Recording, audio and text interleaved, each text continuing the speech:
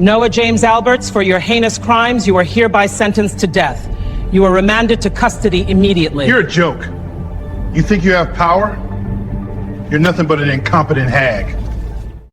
On August 15, 2023, in a quiet Austin, Texas home, Noah Alberts bludgeoned his wife, Tiffany, to death with a tire iron as she sat on their bed.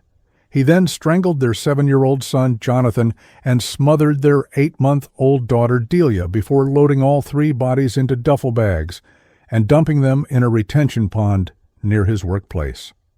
12 days earlier, he'd increased Tiffany's life insurance to $750,000, and just 3 days before the murders, she'd served him with divorce papers after discovering his affair. Rather than face the humiliation of alimony and child support, Noah chose to annihilate his entire family and spend the next week performing tearful interviews on television, begging for their safe return while knowing exactly where their bodies lay, submerged in murky water. The 911 call came in at 9:47 p.m. on August 15, 2023. The dispatcher, hearing the trembling voice of 32-year-old Noah Alberts reporting that his wife and 2 children were missing.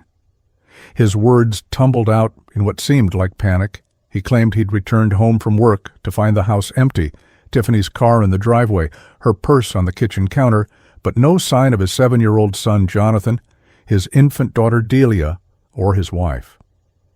The dispatcher, trained to detect inconsistencies, noted something peculiar in his voice. The panic seemed performative, the pauses too calculated, as if he were reading from a script rather than experiencing genuine terror. She kept him on the line, asking questions about what he'd touched, what he'd moved, buying time for the responding officers who were already en route to the Austin address. Before we continue with this devastating story, I want to ask you to hit that subscribe button if you haven't already, and drop a comment letting me know where you're watching from. Now, let's get back to what happened that August night in Austin. Officer James Chen and Officer Maria Rodriguez arrived at the Alberts residence at 10:03 p.m., their patrol car's lights cutting through the gathering darkness of the tree-lined street. They found Noah standing in the driveway, his posture slumped, his face buried in his hands in what appeared to be despair. But when he looked up, both officers would later testify that his eyes were completely dry. The house itself showed no signs of forced entry, no indication of struggle, nothing overturned or disturbed, a fact that immediately raised red flags for the experienced first responders. Noah led them inside, narrating his discovery with practiced precision, pointing out Tiffany's purse, Jonathan's toys still scattered in the living room, Delia's bottle sitting on the kitchen counter, all staged evidence of normalcy interrupted. Officer Rodriguez began asking Noah about his day, while Officer Chen conducted a preliminary sweep of the home, their standard protocol for missing persons cases involving children. Noah stated he'd left for work at his usual time around 7:30 a.m., spent the entire day at the construction supply company where he worked as a regional manager, and returned home around 9:30 p.m. to find everyone gone. His timeline seemed straightforward, his demeanor appropriately distressed, but Rodriguez noticed he kept checking his watch, kept glancing toward the garage, kept touching his neck in a self-soothing gesture that betrayed an underlying anxiety. When she asked if Tiffany had mentioned any plans to go anywhere, Noah's response came too quickly. No, nothing. She was supposed to be home with the kids. She never goes anywhere without telling me. The possessive undertone in that last phrase, the emphasis on control and notification, registered in Rodriguez's mental notes as she continued her questions.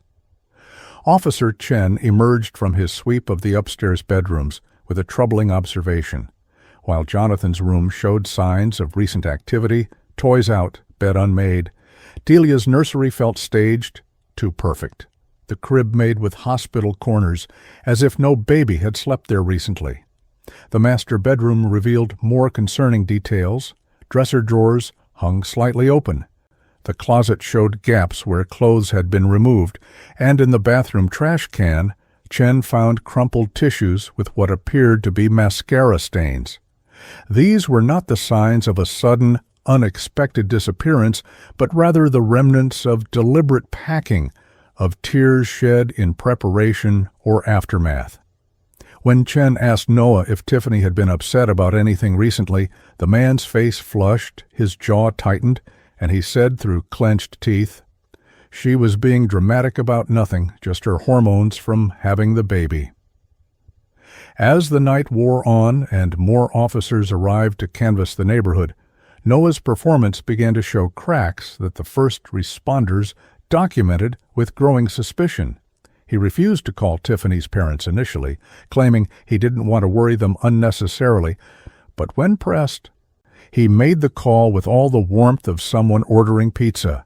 He suggested that maybe Tiffany had run off, maybe she was overwhelmed, maybe she wasn't cut out for motherhood, each statement subtly shifting blame onto the missing woman while positioning himself as the concerned, beleaguered husband. When asked about recent arguments, he admitted they'd been having some issues, but characterized them as minor marital disputes, never mentioning the divorce papers that Tiffany had served him just 72 hours earlier. The omission was significant, a lie by exclusion that would later prove critical to understanding his motive.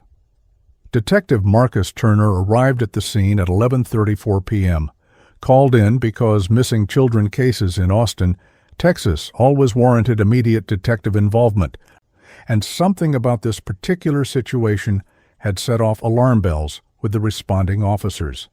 Turner, a 15-year veteran of the Austin Police Department with a particular expertise in domestic cases, took one look at Noah Alberts and felt his instincts trigger. The man's affect was all wrong, too composed in some moments, too theatrical in others, never landing on genuine emotion that rang true. Turner introduced himself, shook Noah's hand, and noted that the palm was completely dry despite the Texas summer heat and the supposed emotional distress. He began asking the same questions the officers had posed, watching Noah's eyes for the micro-expressions that betrayed deception, listening for the shifts in his story that indicated rehearsal rather than recall. Noah repeated his timeline. Left for work at 7:30 a.m., busy day at the office, came home at 9:30 p.m. to the empty house. But Turner noticed he provided no specific details about his workday, no mention of meetings or clients or phone calls that could verify his whereabouts. When Turner asked if he'd come home for lunch, Noah said no too quickly, then added he never came home during the workday. The detective filed this away, already planning to pull traffic camera footage, cell tower records, anything that could confirm or refute this alibi. Turner then asked about Tiffany's state of mind, her relationships, her daily routine with the children, and Noah's answers painted a picture of a controlling husband who monitored his wife's every movement, who knew her schedule down to the minute, who couldn't fathom how she could have left without his knowledge or permission. The interview continued in the living room. Turner sitting across from Noah, observing every gesture, every facial expression, every tell that years of experience had taught him to recognize. When asked about life insurance, Noah hesitated for just a fraction too long before confirming they had policies, but he couldn't remember the amounts, couldn't recall when they'd been purchased or updated. Turner made a mental note to subpoena those records immediately. When asked about his relationship with Tiffany, Noah's narrative shifted to portraying himself as the perfect husband and father, devoted and attentive, blindsided by this disappearance, but Turner noticed he spoke about Tiffany in past tense. She was a good mother. She loved those kids. Language that suggested finality rather than temporary absence.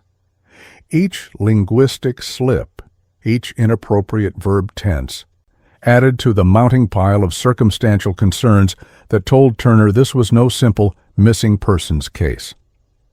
As the night stretched toward dawn, the Austin Police Department mobilized a full missing persons response, patrol units checking local hospitals, parks, and shopping centers, Detectives reaching out to Tiffany's friends and family, K-9 units preparing to search the surrounding area at first light.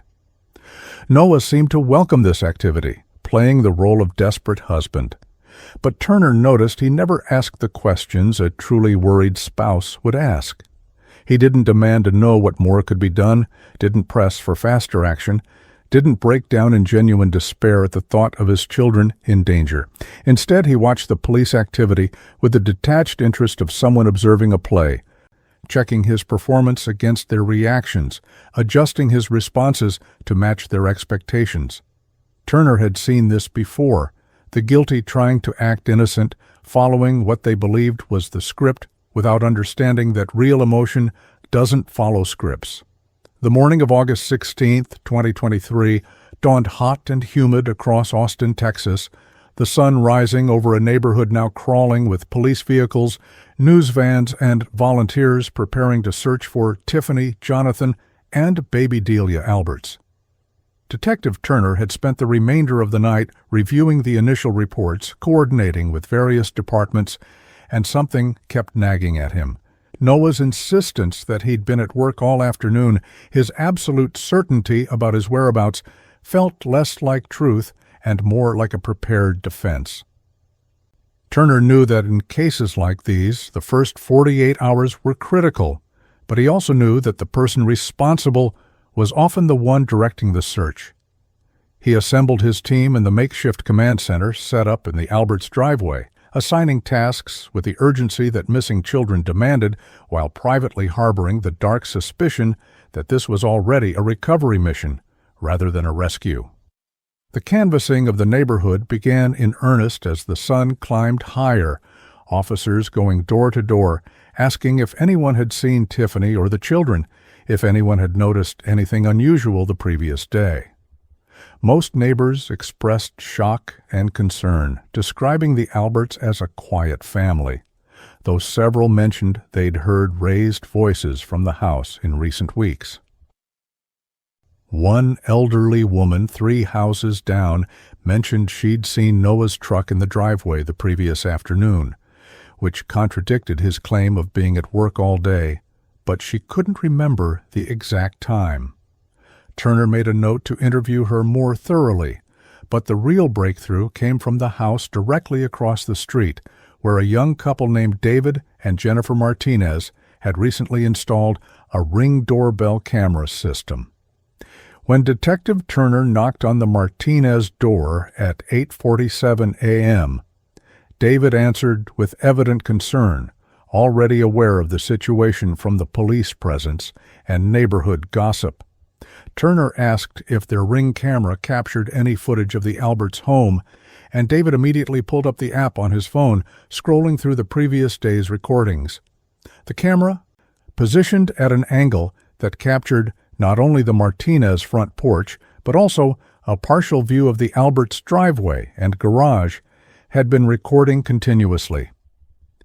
David scrubbed through the footage, pausing when he reached approximately 2:30 p.m., and what appeared on the screen made Turner's pulse quicken.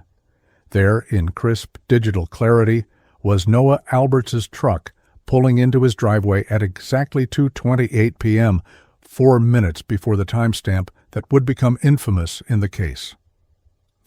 Turner watched the footage with the focus of a man seeing the first crack in a carefully constructed lie, his eyes fixed on the small screen as Noah emerged from his truck, walked into the house, and returned 18 minutes later carrying 2 large dark-colored duffel bags. The bags appeared heavy, requiring Noah to adjust his grip multiple times as he loaded them into the truck bed with visible effort. His movements were deliberate, methodical, showing none of the panic or distress of someone dealing with a crisis, but rather the careful focus of someone executing a plan. At 2:32 p.m., according to the timestamp, Noah loaded the second duffel bag, closed the tailgate, looked both ways down the street with the paranoid caution of someone checking for witnesses, and then climbed back into his truck. The vehicle reversed out of the driveway and disappeared from the camera's view, heading in the direction of the main road that led out of the suburban neighborhood. "Can you send me this footage immediately?" Turner asked, his voice tight with the controlled urgency of a detective who just found the key to breaking a case wide open. David nodded, already emailing the file to the address Turner provided, while Jennifer stood in the doorway, her hand over her mouth, realizing the significance of what they'd captured.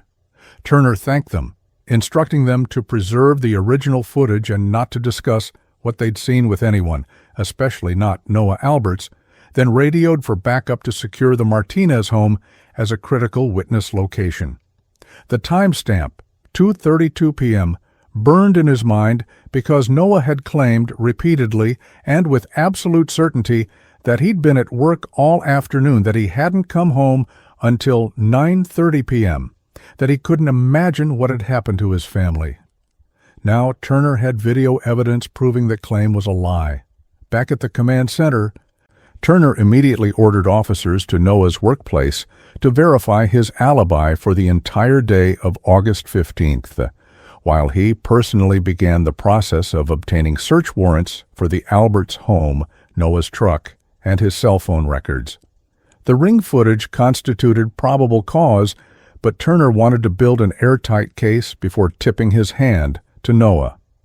He reviewed the video again and again, noting every detail, the strain in Noah's posture as he carried the heavy bags, the way he'd checked the street for observers, the complete absence of Tiffany or the children in any frame.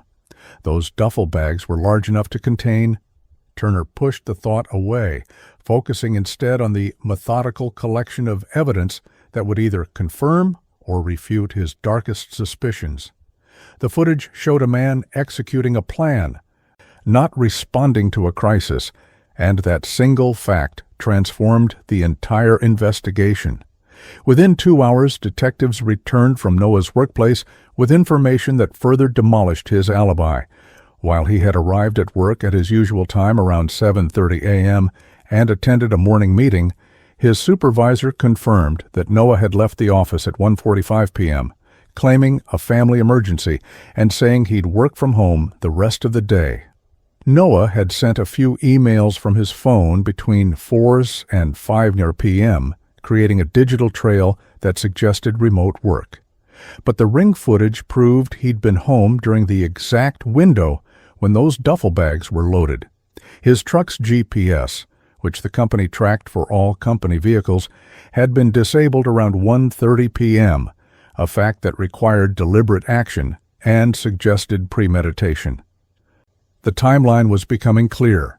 Noah had left work citing an emergency, returned home when he knew Tiffany and the children would be there, and then loaded something heavy enough to require duffel bags into his truck before the digital workday continued. Detective Turner knew he needed to maintain the investigation's public appearance as a missing persons case, while privately treating it as a homicide. A delicate balance that required keeping Noah close without alerting him to the evidence mounting against him. He returned to the Alberts home, where Noah was still playing the distraught husband, surrounded by Tiffany's family who had arrived overnight, her parents and sister maintaining a vigil in the living room. Turner pulled Noah aside for what he framed as a follow-up conversation, asking him to walk through the previous day one more time, curious if the man would correct his lie or dig it deeper. Noah stuck to his story, work all day, never came home, arrived at 9:30 p.m. to find everyone gone, each repetition of the false timeline adding another nail to the coffin of his defense. "Did anyone see you at work during the afternoon?" Turner asked casually, as if merely clarifying details for the report. Noah nodded confidently, listing co-workers he'd supposedly interacted with, apparently unaware that detectives were already interviewing those same people and finding his afternoon presence utterly unverified. Turner thanked him, expressed continued hope for the family's safe return, and left Noah with the impression that he was still viewed as a worried husband rather than the primary suspect.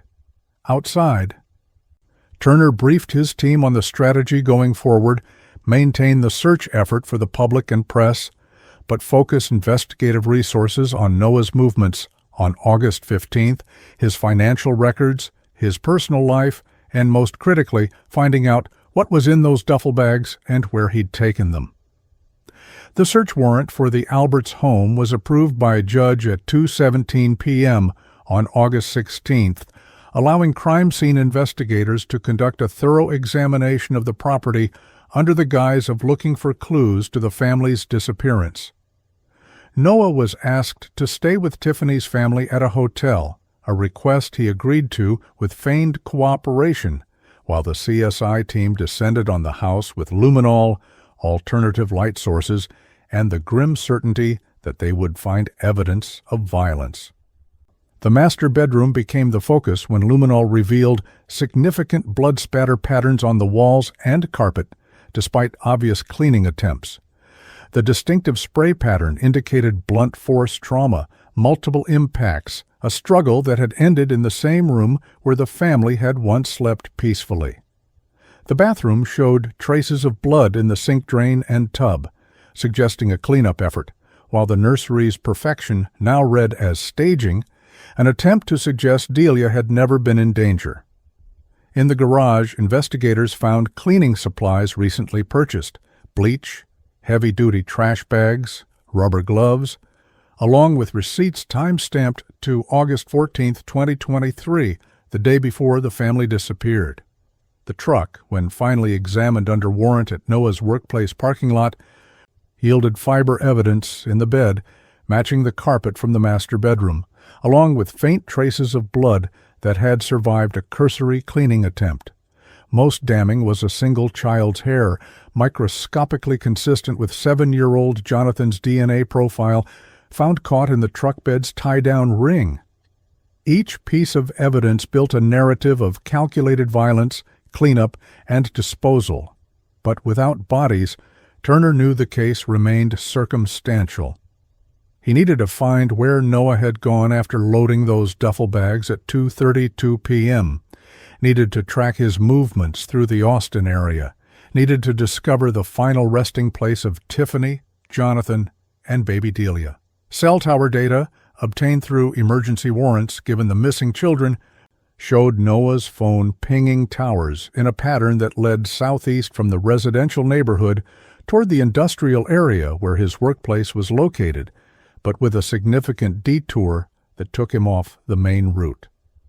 The towers placed him near a series of retention ponds that served the commercial development in that area, large man-made bodies of water designed for stormwater management. Turner deployed search teams to those locations immediately, knowing that every hour increased the possibility of evidence degradation. As officers and volunteers prepared to search the murky waters, Turner couldn't shake the image from the ring footage. Noah's deliberate movements, his careful surveillance of the street, his methodical loading of those heavy duffel bags. The man on that video knew exactly what he was doing, and that cold calculation made Turner fear the worst for the 3 missing victims whose photos now plastered every news station in Texas.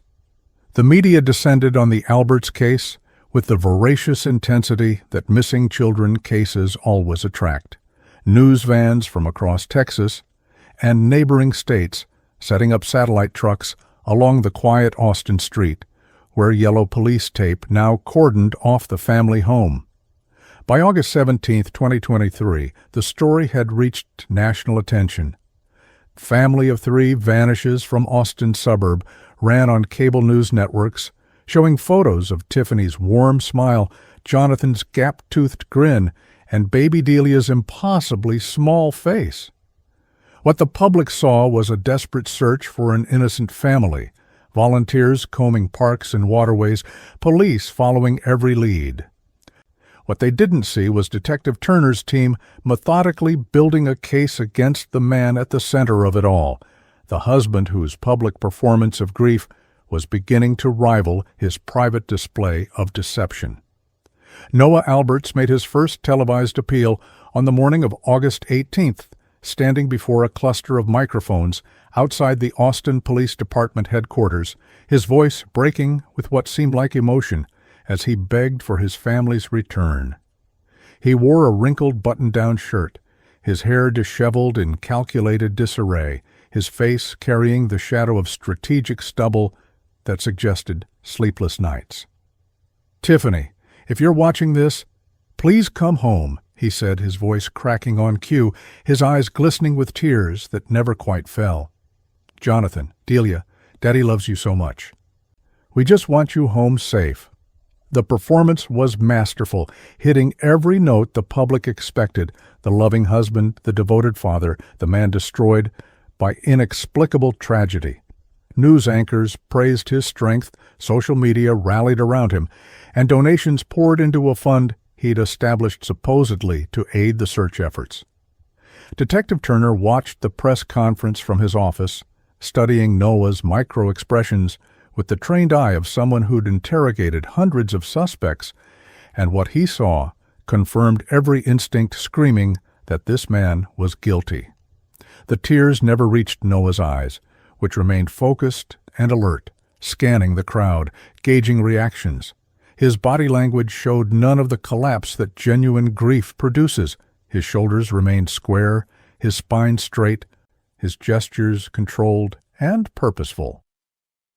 When a reporter asked if he had any idea what might have happened, Noah's response came too smoothly, too rehearsed.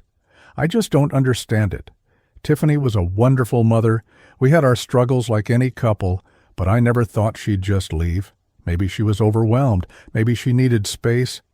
I just pray she's keeping our babies safe." The subtle shift of blame onto Tiffany, the suggestion that she'd left voluntarily, the implication that she might have been unstable. Each word was a calculated attempt to control the narrative. Behind the scenes, Turner's investigation was systematically dismantling Noah's carefully constructed facade, and one of the most damning discoveries came from Tiffany's best friend, Rachel Morrison, who came forward on August 18th with information that painted a very different picture of the Alberts' marriage. Rachel told detectives that Tiffany had confided she'd discovered Noah was having an affair with a co-worker, a 24-year-old named Ashley Chen, who worked in his office. The affair had been ongoing for at least 4 months, and when Tiffany confronted Noah on August 12th, he'd initially denied it, then admitted it, then tried to minimize it. Rachel provided text messages where Tiffany described her devastation, her plans to divorce Noah, and her fear of his reaction. She said he got really quiet when she mentioned custody, Rachel told Turner, her voice shaking. He told her she'd never keep his kids from him. She was scared. The affair itself provided motive, but what Turner discovered next elevated the case to another level of premeditation. On August 3, 2023, just 12 days before the family disappeared, Noah had contacted their insurance agent and increased Tiffany's life insurance policy from $100,000 to $750,000. The agent, interviewed under warrant, confirmed that Noah had initiated the increase, claiming he wanted better protection for the family now that they had 2 children. The policy had a 2-year contestability period, meaning if Tiffany died within 2 years, the insurance company could investigate for fraud. But Noah had apparently gambled that her death would appear accidental, or at least unsuspicious enough to avoid scrutiny. The increase had been approved, the premiums adjusted, and just 9 days later, Tiffany served Noah with divorce papers on August 12th, threatening to take the children and seek full custody. Turner now had the complete motive triangle: the affair that threatened Noah's marriage, the divorce papers that threatened his control, and the life insurance policy that promised financial gain while eliminating the problem of alimony and child support. But motive alone wouldn't secure a conviction, not without bodies, not without absolute proof that Tiffany, Jonathan, and Delia were dead rather than missing. The search of the retention ponds near Noah's workplace continued through August 19th and August 20th, divers working in murky water, searching the muddy bottoms for any sign of the missing family. The ponds were large, the visibility poor, and after 2 days of searching, the teams had found nothing. Turner felt the pressure mounting. The public's attention span was finite. Resources were being stretched, and without a body, The case against Noah remained circumstantial, no matter how damning the evidence. Noah continued his media appearances throughout this period, each interview more theatrical than the last, his performance evolving as he gauged public reaction. On August 20th, he appeared on a national morning show, the interview conducted via satellite from Austin, and he spoke about his children with the careful detail of a man trying to seem loving while revealing his fundamental disconnection from their lives. He described Jonathan as a good kid who liked toys, without mentioning his son's obsession with Paw Patrol, his love of drawing dinosaurs, or his habit of making up elaborate stories. He called Delia a sweet baby, without noting her distinctive laugh, her hatred of green vegetables, or the way she grabbed at her mother's hair. These were generic descriptions any stranger could have provided, not the intimate knowledge of a father who'd been present in his children's daily lives. The Austin community rallied around the case, organizing candlelight vigils, prayer circles, and continued search efforts. But Turner noticed that Noah attended these events with the same detached performance he brought to his media appearances. At a vigil on August 21st, held in the park where Jonathan had often played, Noah stood at the front holding a candle, his head bowed, but his eyes kept scanning the crowd, watching the news cameras, ensuring his grief was being properly documented. Tiffany's family stood nearby, her mother sobbing openly, her father's face etched with genuine anguish, and the contrast between their raw emotion and Noah's controlled display couldn't have been more stark. Several attendees would later tell police they'd felt unsettled by Noah's demeanor, sensing something performative rather than authentic in his grief. While Noah played the grieving husband for the cameras, Turner's team uncovered more evidence of his double life. Bank records showing cash withdrawals of $300 every week for the past 3 months, amounts that corresponded with his meetings with Ashley Chen at various Austin hotels. Credit card statements revealed purchases at jewelry stores, restaurants, and Victoria's Secret, none of which Tiffany had received. Text messages recovered from Ashley's phone, provided under subpoena, showed Noah promising to leave his wife, calling Tiffany controlling and difficult, complaining about being trapped by child support and custody arrangements. The texts stopped abruptly on August 14th, the day before the family disappeared, with Noah's last message to Ashley reading, "Taking care of things. Will explain soon. Love you." Those 10 words would later be introduced at trial as evidence of premeditation.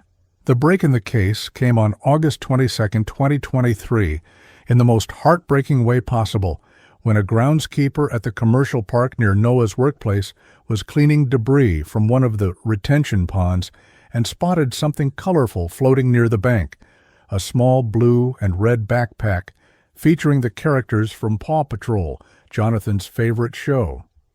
The groundskeeper pulled the backpack from the water, recognized it from the endless news coverage, and immediately called 911. Within minutes, the pond was swarmed with police, crime scene investigators, and the dive team that had been searching the wrong pond for the past 3 days.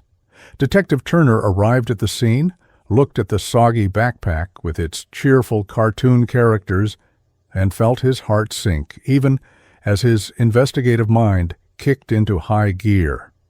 This was Jonathan's backpack, the one he took everywhere, and its presence in this pond meant the search had just become a recovery operation. The dive team entered the water at 3:47 p.m. on August 22nd, working methodically in a grid pattern, the murky retention pond yielding its terrible secrets over the next 6 hours.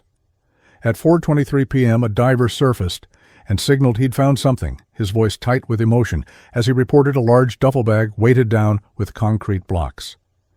The bag was carefully retrieved, and when crime scene investigators opened it on the bank, they found the body of Tiffany Alberts, her hands bound with zip ties, her skull showing evidence of massive blunt force trauma.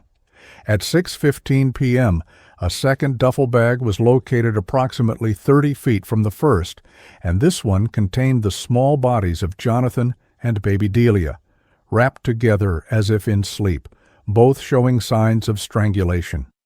The scene was devastating, professional investigators turning away to compose themselves before continuing their grim work.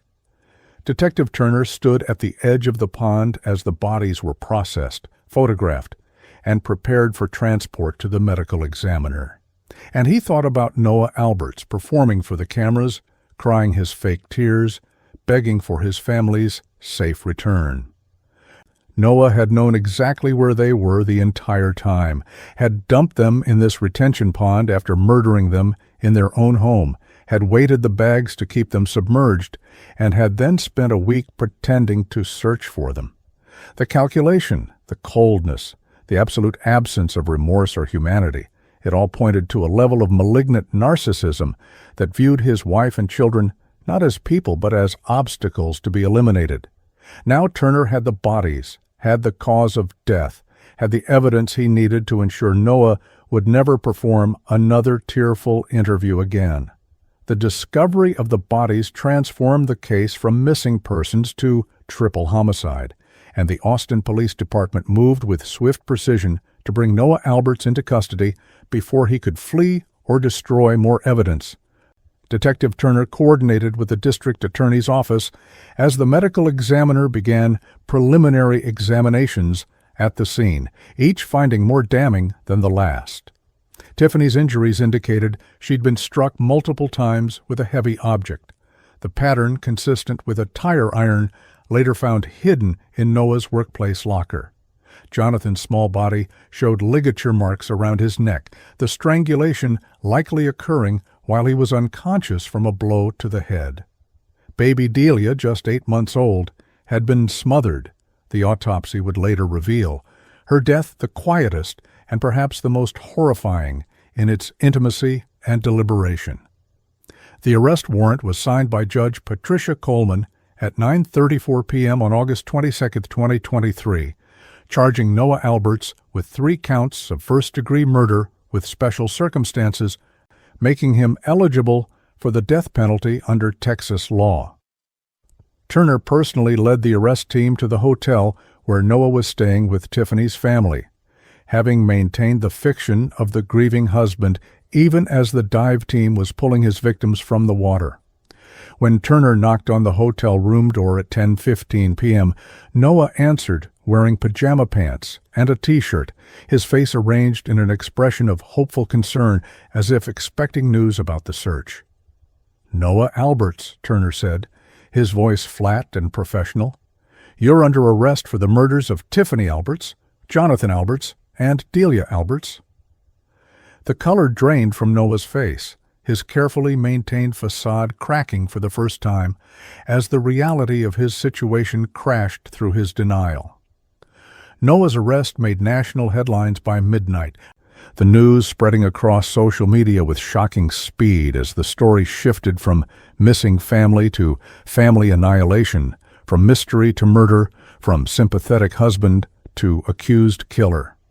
The tearful interviews that had garnered Noah so much public support now became evidence of his deception, news outlets replaying his performances with new context, highlighting the fake tears, the controlled emotions, the subtle blame he'd placed on Tiffany.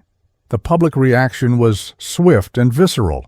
People who'd donated to his fund felt betrayed. Those who'd organized searches felt manipulated, and the Austin community reeled from the revelation that the man they'd been supporting had likely murdered his family in cold blood.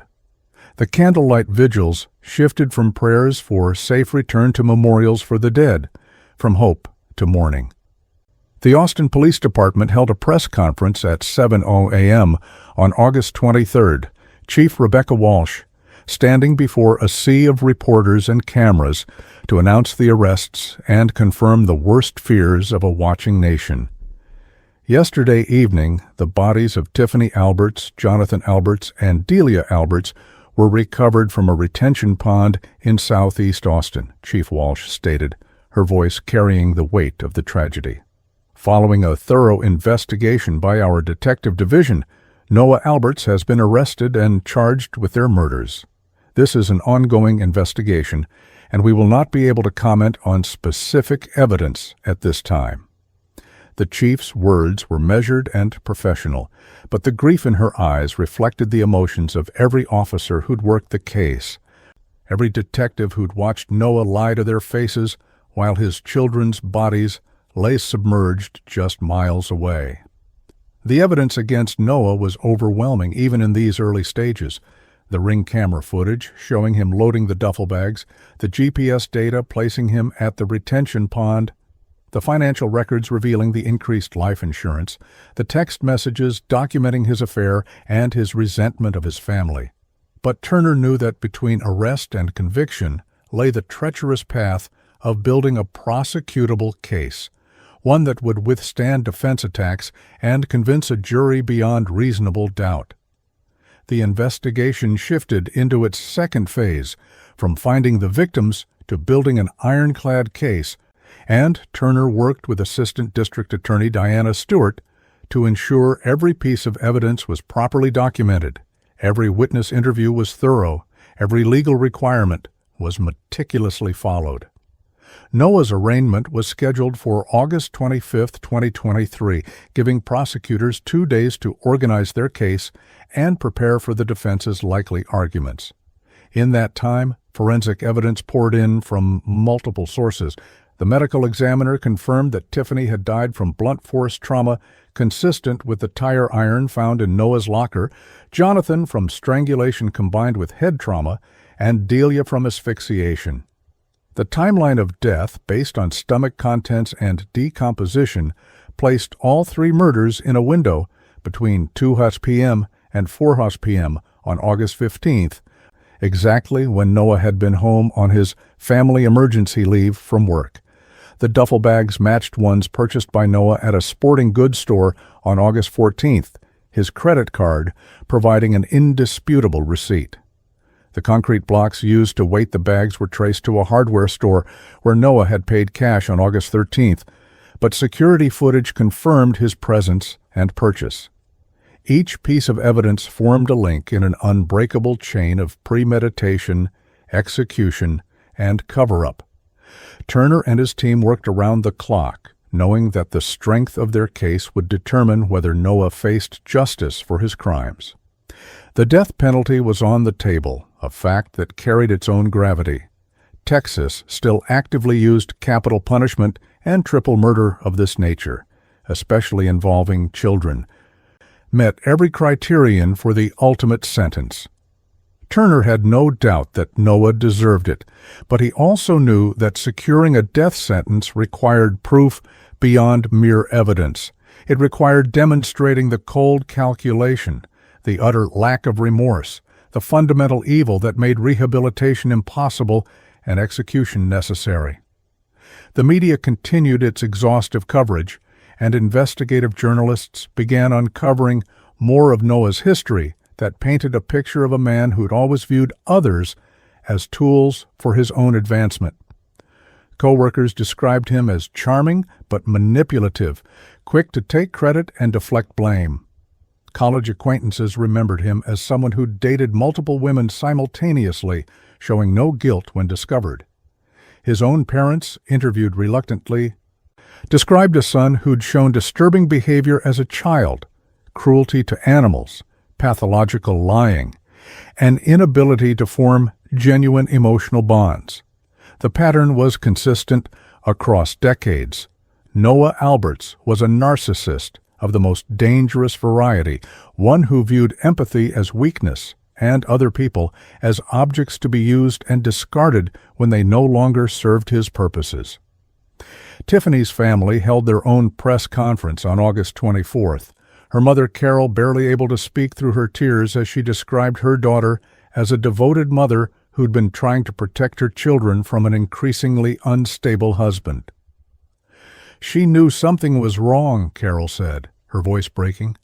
"She told me she was afraid that Noah wasn't acting right, that he'd gotten so cold when she mentioned divorce. I told her to be careful, to document everything, to keep the kids safe. I never thought—" She couldn't finish the sentence. collapsing into her husband's arms as the cameras captured every moment of genuine grief, a stark contrast to Noah's performances. Tiffany's sister, Michelle, read a statement demanding justice, calling for the maximum penalty under law, describing Noah as a monster who'd betrayed every trust and destroyed the most innocent lives. The Austin community organized memorial services for Tiffany, Jonathan, and Delia, the church overflowing with mourners who'd never met the family but felt connected to them through the tragedy. Jonathan's kindergarten teacher spoke about his kindness and creativity, his love of drawing, and his gentle nature with other children. Tiffany's employer described a dedicated professional who'd balanced work and motherhood with grace, who'd spoken often of her love for her children, who'd been planning a future that Noah had stolen. The memorials became cathartic releases for a community traumatized by the murders, but they also served as reminders of what had been lost, not just 3 lives, but all the potential those lives held, all the moments that would never happen, all the joy that had been extinguished by one man's selfish rage. In his jail cell at the Travis County Correctional Complex, Noah remained in protective custody, isolated from the general population where child killers faced particular danger from other inmates. Guards reported that he showed no emotion, made no statements of remorse, spent his time reading and watching television as if he were on an inconvenient vacation rather than facing trial for murdering his family. A psychiatrist brought in for preliminary evaluation found him to be narcissistic, manipulative, and completely lacking in genuine empathy. He could perform emotion when beneficial, but felt none authentically. The evaluation would later be used by prosecutors to argue for the death penalty, demonstrating that Noah posed a continuing threat and showed no capacity for rehabilitation or remorse. Detective Turner visited the crime scene one final time before it was released back to Tiffany's family, walking through the house where a family had lived, laughed, and ultimately died. The bloodstains in the master bedroom had been cleaned by professional services, but Turner could still see the faint outlines where luminol had revealed the violence. He stood in Jonathan's room, looking at the toys the boy would never play with again, the drawings he'd never finish, the bed he'd never sleep in. He went to Delia's nursery, so carefully staged by her killer, and thought about the 8-month-old who'd barely begun her life before it was stolen. The house felt haunted not by ghosts, but by absence, by the echoes of laughter that would never sound again, by the weight of loss that no investigation could alleviate.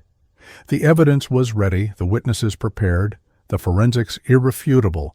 Noah Alberts had murdered his wife and children, disposed of their bodies with calculated precision, and then attempted to cover his crimes with a performance of grief. Now the justice system would determine his fate, and Turner was determined to ensure that every piece of evidence, every witness testimony, every forensic finding would be presented in a way that left no doubt of Noah's guilt. The trial would be difficult, emotionally devastating, but necessary, not just for legal justice, but for the community's healing, for Tiffany's family's closure, for the memory of 3 innocent lives destroyed by the person who should have protected them most. Noah Alberts sat across from Detective Turner in interview room 3 of the Austin Police Department headquarters on August 23, 2023, his posture still showing traces of the confidence that had carried him through a week of lying to the world. He'd been read his Miranda rights, had waived his right to an attorney, a decision Turner suspected came from Noah's overestimation of his own intelligence and his belief he could talk his way out of anything. The room was deliberately sparse, walls painted institutional beige, a metal table bolted to the floor, cameras recording from multiple angles. Turner sat with a thick folder of evidence before him, ready to systematically dismantle every lie Noah had constructed, to watch the facade crumble piece by piece as reality crashed through denial. "Noah, I want to give you a chance to tell your side of what happened," Turner began, his voice neutral, professional, the opening move in an interrogation he'd choreographed carefully.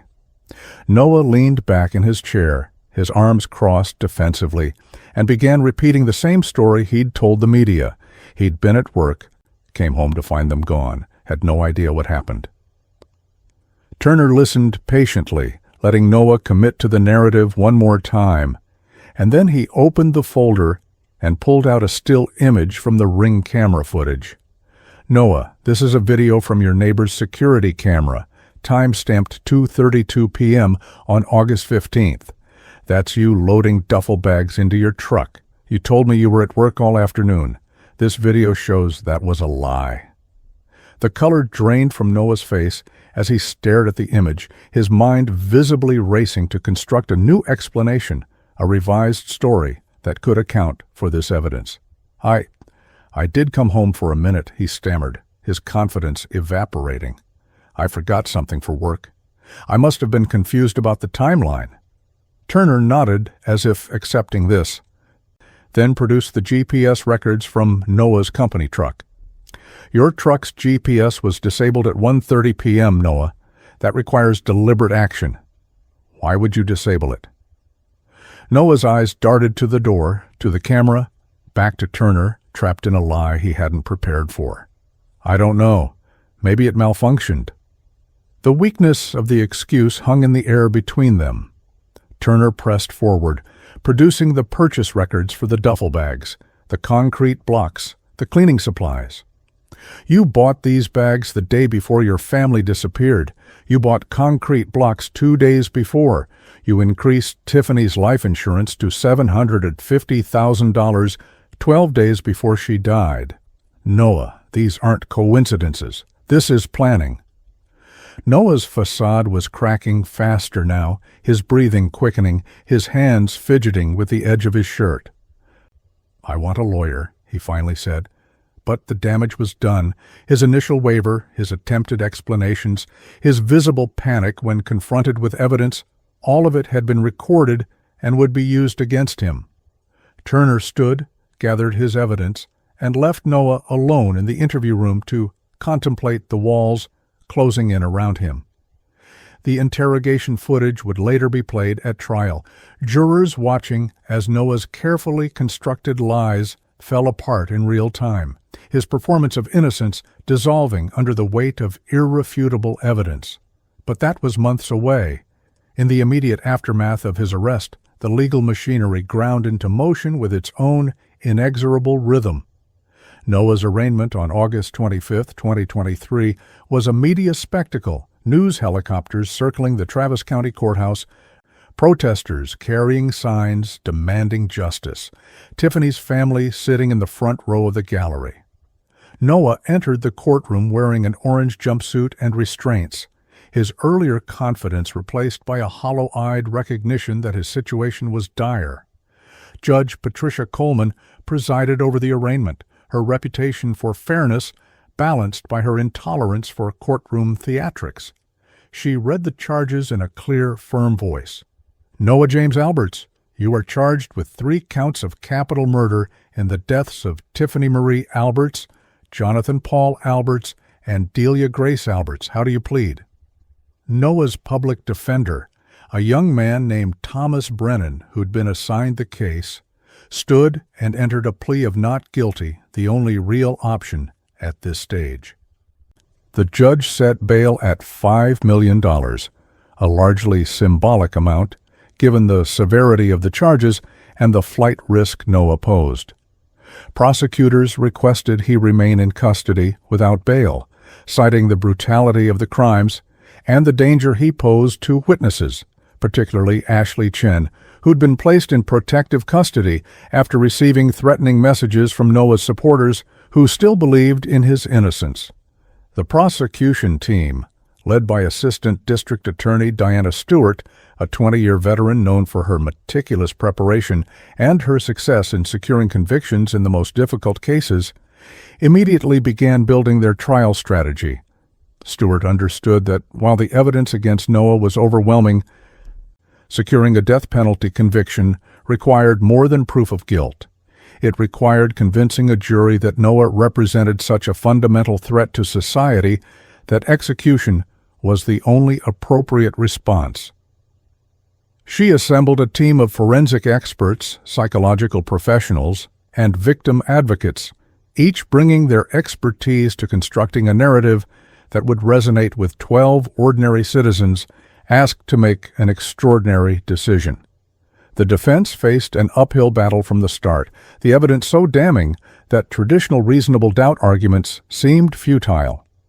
Thomas Brennan, overwhelmed by the media attention and the complexity of the case, requested additional counsel, and the court appointed veteran defense attorney Robert Morrison to assist. Morrison had defended numerous capital cases and understood that saving Noah's life, not proving his innocence, was the realistic goal. His strategy would focus on mitigation, arguing that while Noah might be guilty, his childhood trauma, his mental health issues, his capacity for rehabilitation made him unsuitable for execution. The defense team began their own investigation, interviewing Noah's family, seeking expert witnesses who could testify to mitigating factors. The forensic evidence continued to mount through September and October of 2023 as laboratories processed materials collected from the crime scene, Noah's truck, and his workplace. The tire iron found in his locker was confirmed as the murder weapon used on Tiffany, her blood and hair found in microscopic traces despite aggressive cleaning attempts. Fibers from the duffel bags matched fibers found in the master bedroom carpet, creating a direct link between the murder scene and the disposal site.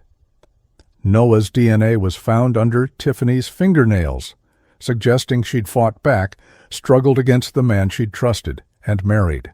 Each piece of evidence was photographed, documented, and prepared for trial presentation, the prosecutors building a case so comprehensive that every possible defense argument could be preemptively addressed.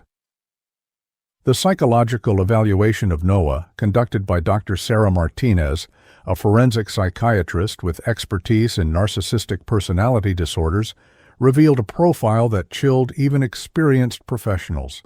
Noah showed all the hallmarks of malignant narcissism, grandiose sense of self-importance, lack of empathy, interpersonal exploitation, and, beneath the surface charm, a rage at anyone who threatened his self-image. Dr. Martinez's report detailed how Noah viewed Tiffany and the children as extensions of himself rather than autonomous individuals, how the divorce represented not just a practical problem, but a narcissistic injury so profound it triggered homicidal rage. The evaluation concluded that Noah posed an extreme danger to others and showed no capacity for genuine remorse or rehabilitation, making him an ideal candidate for the death penalty under Texas law. The discovery phase saw both prosecution and defense exchanging thousands of pages of documents, witness lists, expert reports, and evidence inventories. The prosecution's witness list included the neighbor David Martinez, who'd captured the crucial ring footage, Ashley Chen, who would testify about Noah's affair and his statements about being trapped by his family, Tiffany's best friend, Rachel Morrison, who would describe Tiffany's fear in the days before her murder, and dozens of forensic experts who would explain the DNA evidence, the blood spatter patterns, the timeline of death. The defense's witness list was shorter, focused on mental health experts who would argue for mitigation, and family members who would testify to Noah's difficult childhood, though even his own parents struggled to muster enthusiasm for defending their son's indefensible actions. Pre-trial hearings throughout late 2023 addressed numerous motions. The defense sought to suppress the ring camera footage, arguing it violated Noah's privacy, but Judge Coleman ruled it was captured from a legal vantage point and showed public areas visible from the street. The defense challenged the admissibility of Noah's text messages with Ashley, claiming they were taken out of context, but the judge allowed them as evidence of motive and state of mind. Each ruling chipped away at the defense's already limited options. the legal proceedings inexorably marching toward a trial that would determine whether Noah lived or died for his crimes. The case garnered national attention not just for its brutality, but for its representation of family annihilation, a particular type of murder where a family member, almost always a husband and father, kills their entire family and often themselves. Criminologists and psychologists appeared on news programs to explain the psychology behind such crimes, the extreme narcissism, the view of family as possessions rather than people, the rage at loss of control that triggers mass murder. Noah's case became a teaching example, his crimes analyzed in criminal justice courses, his psychological profile studied in forensic psychiatry programs. The media attention ensured that potential jurors in Austin had been saturated with information about the case, raising questions about whether a fair trial was possible in Travis County. Detective Turner continued his investigation even as the case moved toward trial, interviewing anyone who'd had contact with Noah in the weeks before the murders, seeking additional evidence that might strengthen the prosecution's case.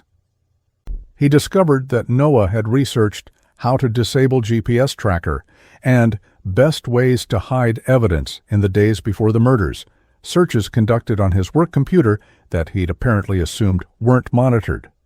Turner also uncovered that Noah had asked a coworker about retention ponds in the area, claiming he was thinking about fishing spots, a conversation that now took on sinister significance.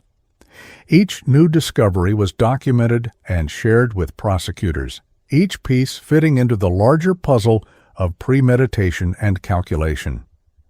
As 2023 turned to 2024 and the trial date approached, the Austin community remained deeply invested in the case.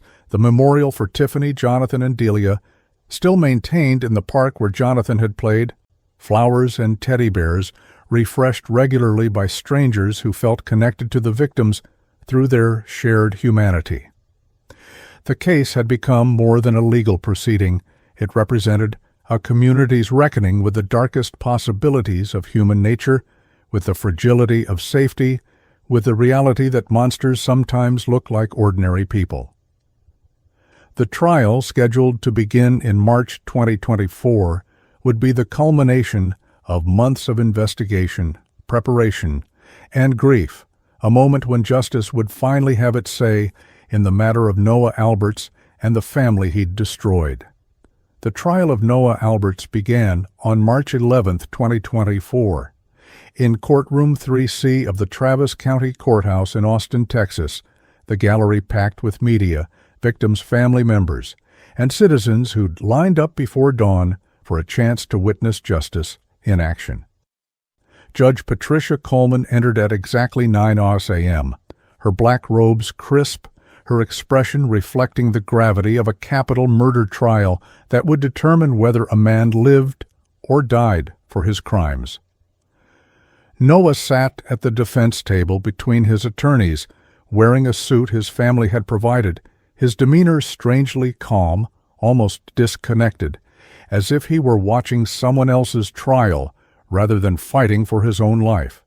The jury, selected after 2 weeks of voir dire, consisted of 8 women and 4 men, a diverse group representing Austin's demographics, each having sworn they could consider both conviction and the death penalty if warranted by evidence.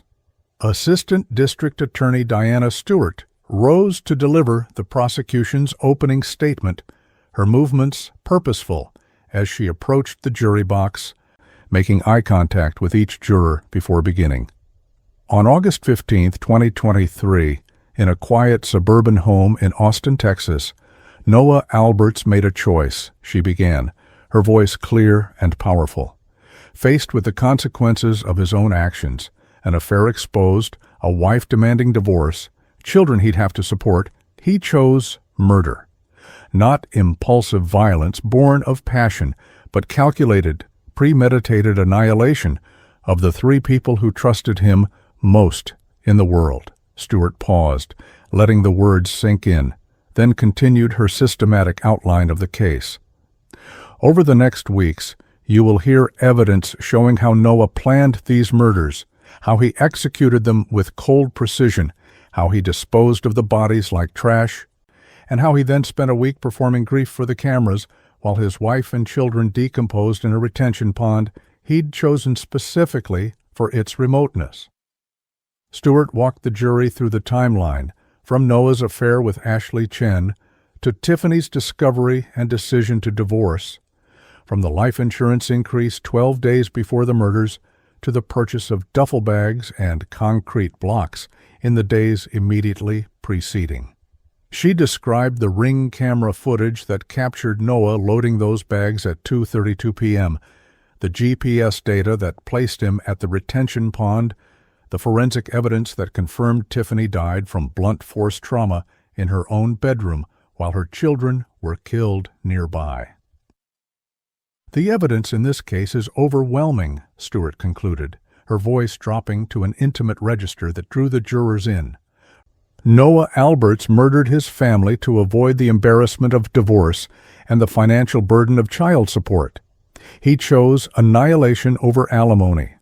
And when you've heard all the evidence, we will ask you to hold him accountable by finding him guilty of capital murder and sentencing him to death. The defense's opening came from Robert Morrison, who faced the impossible task of humanizing a man accused of killing 2 children, one of them an infant. Morrison's strategy was clear from his first words. He wouldn't deny Noah's guilt, but would argue for life imprisonment rather than execution. What Noah Alberts did was horrible, unconscionable, a tragedy that has devastated multiple families, Morrison acknowledged, surprising some observers with his candor. But this trial is about more than what happened. It's about who Noah Alberts is, how he came to commit these terrible acts, and whether executing him serves justice or simply satisfies our understandable desire for revenge. Morrison described Noah's difficult childhood, his undiagnosed mental health issues, his capacity for rehabilitation, even in prison. The argument was pragmatic rather than emotional, recognizing that sympathy for Noah was impossible, but hoping to convince at least one juror that death was too extreme. The prosecution's case began with the testimony of Officer Maria Rodriguez, one of the first responders to Noah's 911 call on August 15th, and her description of that night set the tone for testimony to come. Rodriguez described Noah's dry eyes, his too-perfect recitation of the timeline, the way he touched his neck in self-soothing gestures that suggested anxiety rather than grief. Under Stewart's direct examination, Rodriguez detailed the inconsistencies she denoted: Noah's claim of being at work all day, his suggestion that Tiffany had just left, his subtle shifts of blame onto his missing wife. The defense's cross-examination tried to suggest Rodriguez was reading too much into normal stress responses, but her years of experience and her detailed contemporaneous notes made her testimony bulletproof. Detective Marcus Turner took the stand on the second day of trial, and his testimony formed the backbone of the prosecution's narrative, walking the jury through the investigation from missing persons to homicide, from suspicion to certainty. Turner described obtaining the Ring camera footage, his first viewing of Noah loading those duffel bags at 2:32 p.m., the way the timestamp destroyed Noah's alibi completely. Under Stewart's methodical questioning, Turner explained each investigative step: the GPS data, the cell tower records, the search of the retention ponds, and finally the heartbreaking discovery of Jonathan's Paw Patrol backpack floating in the water. His voice broke slightly when describing the recovery of the children's bodies, a genuine emotional response that resonated powerfully with jurors who'd begun seeing Turner as their guide through this terrible story. The Ring camera footage itself was played for the jury on the third day of trial, the courtroom falling into absolute silence as the video showed Noah's truck pulling into the driveway at 2:28 p.m. Jurors leaned forward in their seats, watching Noah carry the first duffel bag with visible effort, his movements deliberate and controlled. When the timestamp read 2:32 p.m. and Noah loaded the second bag, several jurors glanced at Noah at the defense table, their expressions shifting from neutral attention to something harder, colder. The video's power was undeniable. This wasn't circumstantial evidence or expert interpretation, but objective reality, captured in digital clarity. Noah had been home when he claimed to be at work, had loaded heavy bags into his truck, had looked both ways checking for witnesses. The defense had no effective cross-examination because the video spoke for itself. David Martinez, the neighbor whose Ring camera had captured the crucial footage, testified on the fourth day, describing the moment he'd shown Detective Turner the video and realized its significance. His testimony was brief but impactful, establishing the camera's accuracy, the timestamp's reliability, and the fact that Noah had never mentioned coming home that afternoon, despite numerous conversations with neighbors during the search. Ashley Chen's testimony followed, and the courtroom atmosphere turned toxic as she described her affair with Noah, his complaints about being trapped by Tiffany and the children, his promises to leave his wife and start a new life. Chen, who'd been granted immunity in exchange for truthful testimony, wept openly as Stewart played recordings of text messages where Noah called Jonathan the mistake that keeps costing me and referred to Delia as another 18 years of payments. The forensic evidence consumed the second week of trial, expert after expert taking the stand to explain the scientific proof of Noah's guilt. Dr. Patricia Hernandez, the medical examiner, described Tiffany's injuries in clinical detail. Multiple skull fractures consistent with 5 to 7 blows from the tire iron, defensive wounds on her hands where she'd tried to protect herself, the terror she must have experienced in her final moments. Jonathan's autopsy revealed he'd been struck unconscious before being strangled, a small mercy in an otherwise merciless crime. Baby Delia's death by smothering was described with particular care, Dr. Hernandez explaining that this method required sustained pressure, deliberate action, a choice renewed moment by moment as the infant struggled for air. The DNA evidence tied Noah irrefutably to the crime scenes, his skin cells under Tiffany's fingernails, his blood on the tire iron handle where he'd gripped it so hard he'd cut his own palm, his hair fibers in the duffel bags mixed with those of his victims. The blood spatter expert, Dr. Michael Chen, used diagrams and photographs to show the jury the violence that had occurred in the master bedroom, the pattern of cast-off blood on the walls indicating repeated blows, the concentration of blood near the bed suggesting Tiffany had been attacked while sitting or lying down, possibly while she slept. Each technical detail built the irrefutable scientific case that Noah had murdered his family in their home, exactly as charged. Tiffany's best friend, Rachel Morrison, provided the emotional testimony that brought the victim to life for the jury, describing a loving mother who adored her children, who'd been planning a future after divorce, who'd been frightened in her final days. Rachel read text messages from Tiffany, sent on August 14th, the day before her murder. Noah's being so quiet. He's not arguing anymore, just staring at me with this look I can't read. I'm scared, Rachel. I'm taking the kids to my parents this weekend. That weekend never came. Rachel's testimony connected the cold forensic evidence to the living, breathing woman who'd been stolen from the world, making Tiffany real to jurors who'd only known her as a victim. The life insurance agent testified about Noah's August 3rd request to increase Tiffany's policy to $750,000, describing Noah's calm demeanor, his casual mention that, with 2 children, they needed better protection, his lack of any indication he was planning murder just 12 days later. The agent's records showed Noah had called twice to confirm the policy was in effect before it actually was, an unusual behavior that suggested planning rather than prudent financial management. When Stewart asked if the agent had ever had a client murdered so soon after increasing their spouse's life insurance, he answered simply, "Never." As the prosecution rested its case after 2.5 weeks of testimony, the weight of evidence was overwhelming. Video proof of Noah's lies, forensic proof of his violence, testimony proving his motive, and above all, the bodies of 3 innocent victims recovered from where he'd dumped them.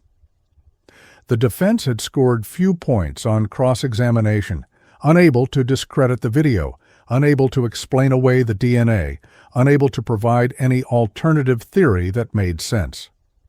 Now they faced the impossible task of saving Noah's life without denying his guilt, a challenge that would test Morrison's considerable skills as they prepared to present their mitigation case. The defense's case began on April 1st, 2024, with Robert Morrison calling Noah's mother, Patricia Alberts, to the stand in a strategic attempt to humanize the man the prosecution had successfully portrayed as a monster. Patricia, a thin woman in her early 60s who looked like she'd aged a decade in the months since her son's arrest, took the oath with trembling hands, her reluctance to be there evident in her hunched posture. Morrison gently questioned her about Noah's childhood, seeking to establish the mitigation narrative that might save his life, if not prove his innocence. Patricia described Noah's father as abusive, violent, prone to rages that left her and young Noah cowering in fear. She testified that Noah had witnessed his father beat her repeatedly, that the boy had tried to intervene and been beaten himself, that the household had been chaotic and traumatizing. Under Morrison's careful questioning, Patricia painted a picture of a child raised in dysfunction, never taught healthy emotional regulation, never shown appropriate expressions of love or anger. She described how Noah's father had abandoned the family when Noah was 12, leaving them financially destitute, forcing Patricia to work multiple jobs while Noah essentially raised himself. The defense strategy was clear: establish that Noah's capacity for empathy and emotional connection had been damaged in childhood, that his narcissistic traits were survival mechanisms developed in trauma, that he was more broken than evil. Patricia's testimony was heartfelt and painful, but Stewart's cross-examination was devastating, forcing Patricia to admit that Noah's younger sister, raised in the same environment, had grown into a functional, empathetic adult who'd never hurt anyone, much less murdered her own children. Dr. James Richardson, a psychiatrist specializing in trauma and personality disorders, testified for the defense about Noah's psychological profile, arguing that his narcissistic personality disorder was a direct result of childhood trauma and abuse. Richardson had evaluated Noah extensively, conducting multiple interviews and psychological tests, and his testimony walked the jury through the development of narcissistic defenses in children exposed to violence and abandonment. He described how Noah learned to suppress genuine emotion to avoid his father's wrath, how he developed grandiosity as protection against feelings of worthlessness, how his adult relationships reflected patterns established in childhood dysfunction. Richardson's testimony was professional and seemed credible, but it fundamentally asked the jury to excuse triple murder because of a difficult childhood, a bridge too far for most observers. The prosecution's cross-examination of Dr. Richardson exposed the weakness of this mitigation strategy, Stewart methodically establishing that millions of children experience trauma without becoming murderers, that personality disorders don't eliminate choice or moral responsibility, and that Noah's calculated planning of the murders demonstrated high-functioning capacity for decision-making. Dr. Morv Richardson, Stewart asked pointedly, did Noah's childhood trauma force him to disable his truck's GPS on August 15th? Did his personality disorder make him buy concrete blocks to weight the bodies? Did his difficult upbringing compel him to cry fake tears on television? Each question highlighted Noah's deliberate choices, his conscious decisions to plan and execute murder, undermining the defense narrative of a broken man controlled by his psychology. The defense called Noah's high school guidance counselor, now retired, who testified that young Noah had shown signs of depression and behavioral issues, but had never received mental health treatment because his mother couldn't afford it. The counselor described recommending therapy multiple times, warning that Noah's emotional coldness and manipulative behaviors needed professional intervention, but without insurance or resources, nothing had been done. The implication was that proper mental health care might have prevented Noah's development into a murderer, but Stewart's cross-examination established that Noah had held a good job with excellent insurance as an adult and had never sought treatment, despite having access to mental health resources through his employer. Ashley Chen was recalled to the stand by the defense in a risky move, meant to show Noah's capacity for emotional connection, Morrison asking her to describe the tender moments of their relationship, times when Noah had seemed vulnerable or caring. Chen, clearly uncomfortable being used to defend the man who'd murdered his children, gave minimal answers, acknowledging that Noah could be charming and attentive, but adding that he'd never once expressed genuine concern for Jonathan or Delia, that he'd spoken about them only as burdens and obstacles. Morrison tried to establish that Noah's feelings for Ashley proved he could love, but Chen's reluctant testimony instead reinforced that Noah's emotional range extended only to those who served his needs and ended the moment they became inconvenient. The defense's key witness was Dr. Elizabeth Morgan, a forensic psychologist who had conducted her own evaluation of Noah and concluded he met criteria for diminished capacity, not rising to insanity, but suggesting his personality disorder had impaired his ability to fully appreciate the consequences of his actions.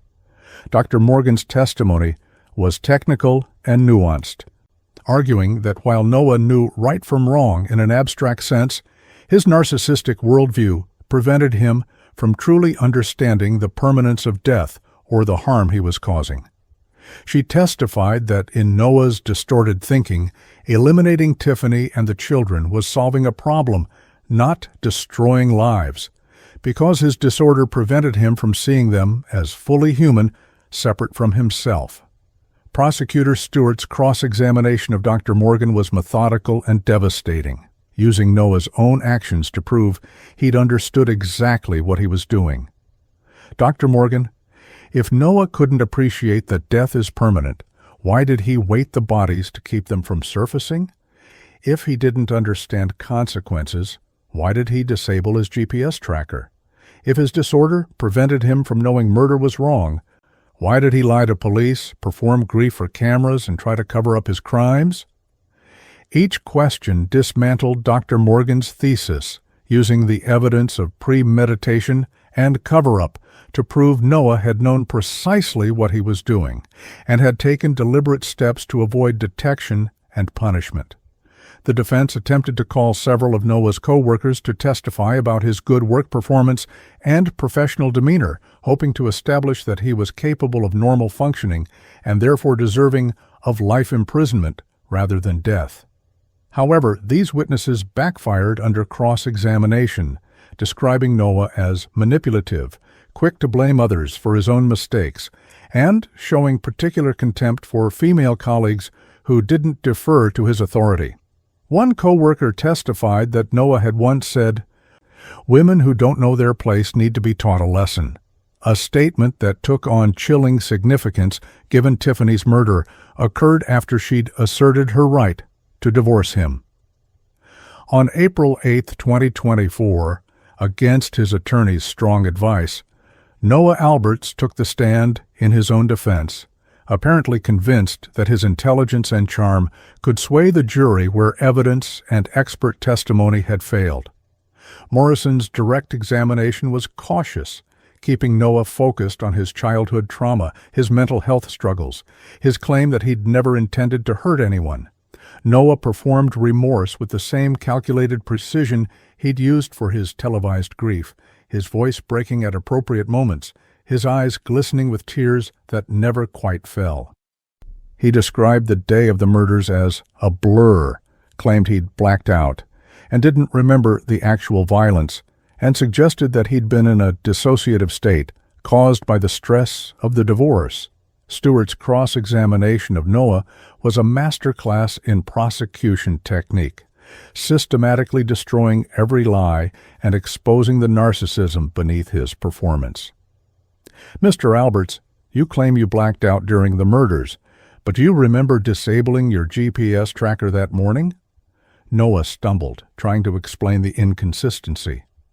"You say you don't remember the violence, but you remember exactly where to dispose of the bodies?" Noah's face flushed, his practiced remorse slipping. "You testified that you loved your children, but you told Ashley Chen that Jonathan was the mistake that keeps costing me, didn't you?" Noah tried to deny it, but the text message was projected on the screen behind him, his own words condemning him. Stewart continued her methodical dismantling of Noah's testimony, forcing him to explain every calculated action, every deliberate choice, every moment of planning that contradicted his claim of dissociation and mental impairment. "Mr. Alberts, when you increased Tiffany's life insurance to $750,000 on August 3rd, were you blacked out then?" Noah's answer was incoherent. "When you bought the duffel bags on August 14th, was that part of your dissociative state?" Noah's composure cracked further. "When you cried for the cameras while your children's bodies were in a pond, you put them in. Were those real tears?" Noah's mask finally fell completely, his face contorting with rage as he snapped, "She was going to take everything from me. She had no right." The courtroom erupted at Noah's outburst, Tiffany's family crying out, the judge calling for order, Noah's attorneys looking stricken at their client's self-destruction. In one unguarded moment of narcissistic rage, Noah had revealed his true motive, admitted his guilt, and shown the jury the cold calculation behind his crimes. Stewart, maintaining her professional composure despite the drama, asked quietly, "So you murdered your wife and children because you didn't want to lose control of them?" Noah, realizing his mistake, tried to backtrack, but the damage was catastrophic. "No, that's not what I meant." But the jury had seen the real Noah Alberts, the man beneath the performance, and there was no walking that revelation back. The defense rested the next morning without calling further witnesses, Morrison knowing that any attempt to repair the damage from Noah's testimony would only make it worse. The trial moved to closing arguments, Stewart rising to deliver a systematic summary of the prosecution's case that left no doubt about Noah's guilt or the appropriateness of the death penalty. "Noah Alberts is not a victim of his childhood, his mental health, or his circumstances," Stewart told the jury, her voice carrying the weight of moral certainty. "He is a narcissist who viewed his family as possessions, who murdered them when they threatened to leave his control, who showed no remorse then and shows no genuine remorse now." The death penalty exists for cases exactly like this, calculated murder of the most vulnerable, children who trusted their father to protect them, an infant who couldn't even speak to beg for her life. Morrison's closing argument for the defense was the performance of a skilled attorney fighting a losing battle, asking the jury to consider life imprisonment as sufficient punishment, arguing that execution wouldn't bring Tiffany, Jonathan, or Delia back, suggesting that Noah's mental health issues warranted some degree of mercy. His argument was logical and well presented, but it couldn't overcome the mountain of evidence, Noah's own testimony, and the fundamental horror of what he'd done. The jury received the case on April 10, 2024, Judge Coleman providing detailed instructions on the elements of capital murder and the criteria for imposing the death penalty. As the jurors filed out to begin their deliberations, the courtroom settled into the anxious waiting that marks the end of every trial, the moment when justice shifts from argument to decision.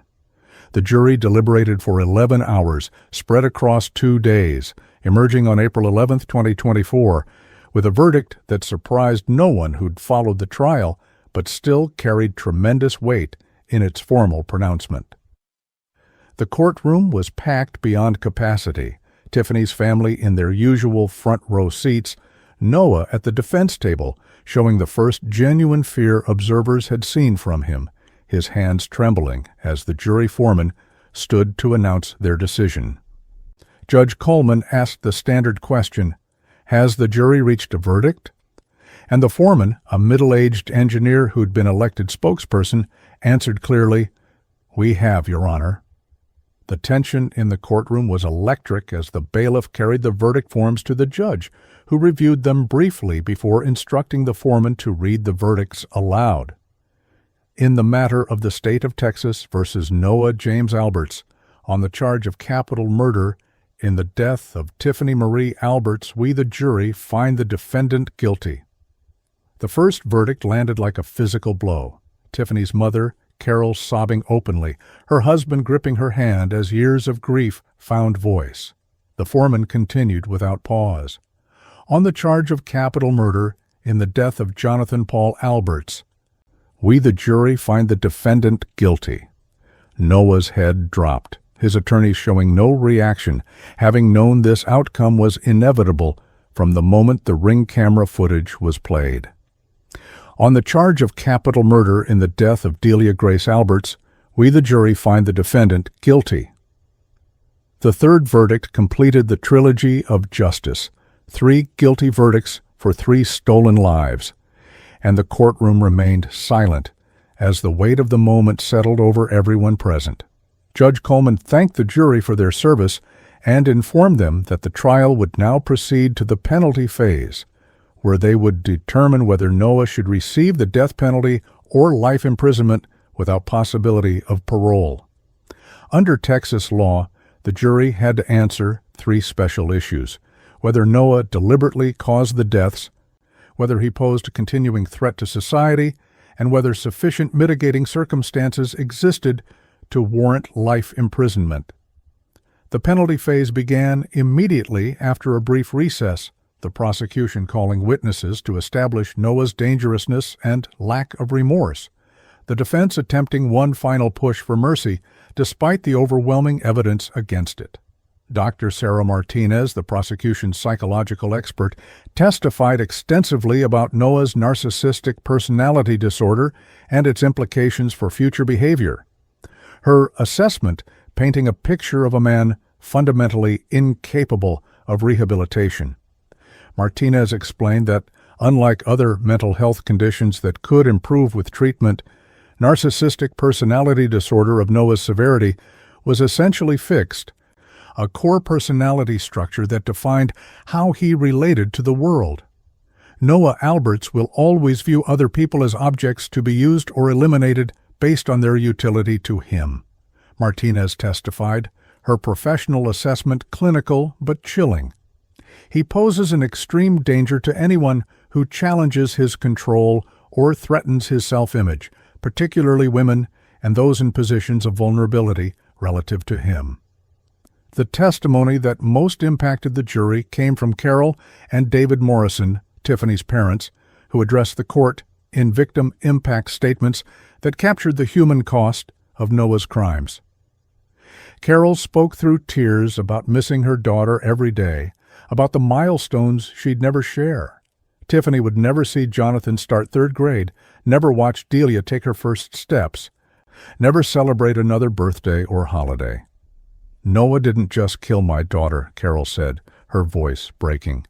He killed my grandchildren. He killed our future family gatherings. He killed every dream we had for them. And he showed no remorse, not one tear of genuine grief for what he'd done. David Morrison's statement was shorter but equally powerful, describing the absolute emptiness of knowing his grandchildren had died in terror, calling for Noah to be held accountable. Evidence of Noah's behavior since his arrest was introduced to show his continuing lack of remorse and his dangerousness even in custody. Jail staff testified that Noah had shown no emotion when discussing his children, had complained primarily about his own inconvenience and discomfort, had attempted to manipulate female guards by claiming innocence and requesting special treatment. One guard recounted Noah saying, "Those kids were going to ruin my life anyway. At least now, I don't have to pretend to care about their stupid school projects." The statement, made casually while requesting extra commissary privileges, showed Noah's complete absence of parental feeling or human empathy. The prosecution presented evidence that even from jail, Noah had attempted to intimidate witnesses, sending messages through third parties suggesting that people who testified against him might regret it later. Ashley Chen testified about receiving threatening letters that appeared to come from Noah's supporters, but contained details only Noah could have known, suggestions that she'd pay for her betrayal once he was free.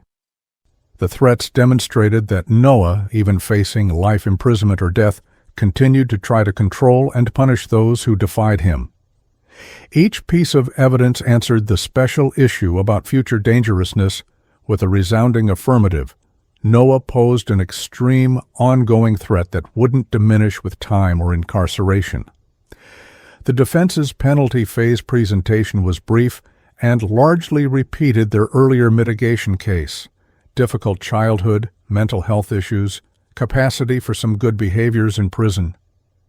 Morrison argued passionately that executing Noah wouldn't bring back his victims, that life imprisonment would adequately protect society, that the state should choose mercy over vengeance.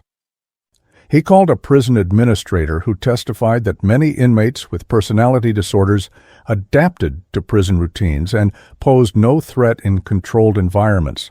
The argument was professional and sincere, but it fundamentally asked the jury to show Noah mercy he'd never shown his own children, compassion he'd never demonstrated to Tiffany as she begged for her life.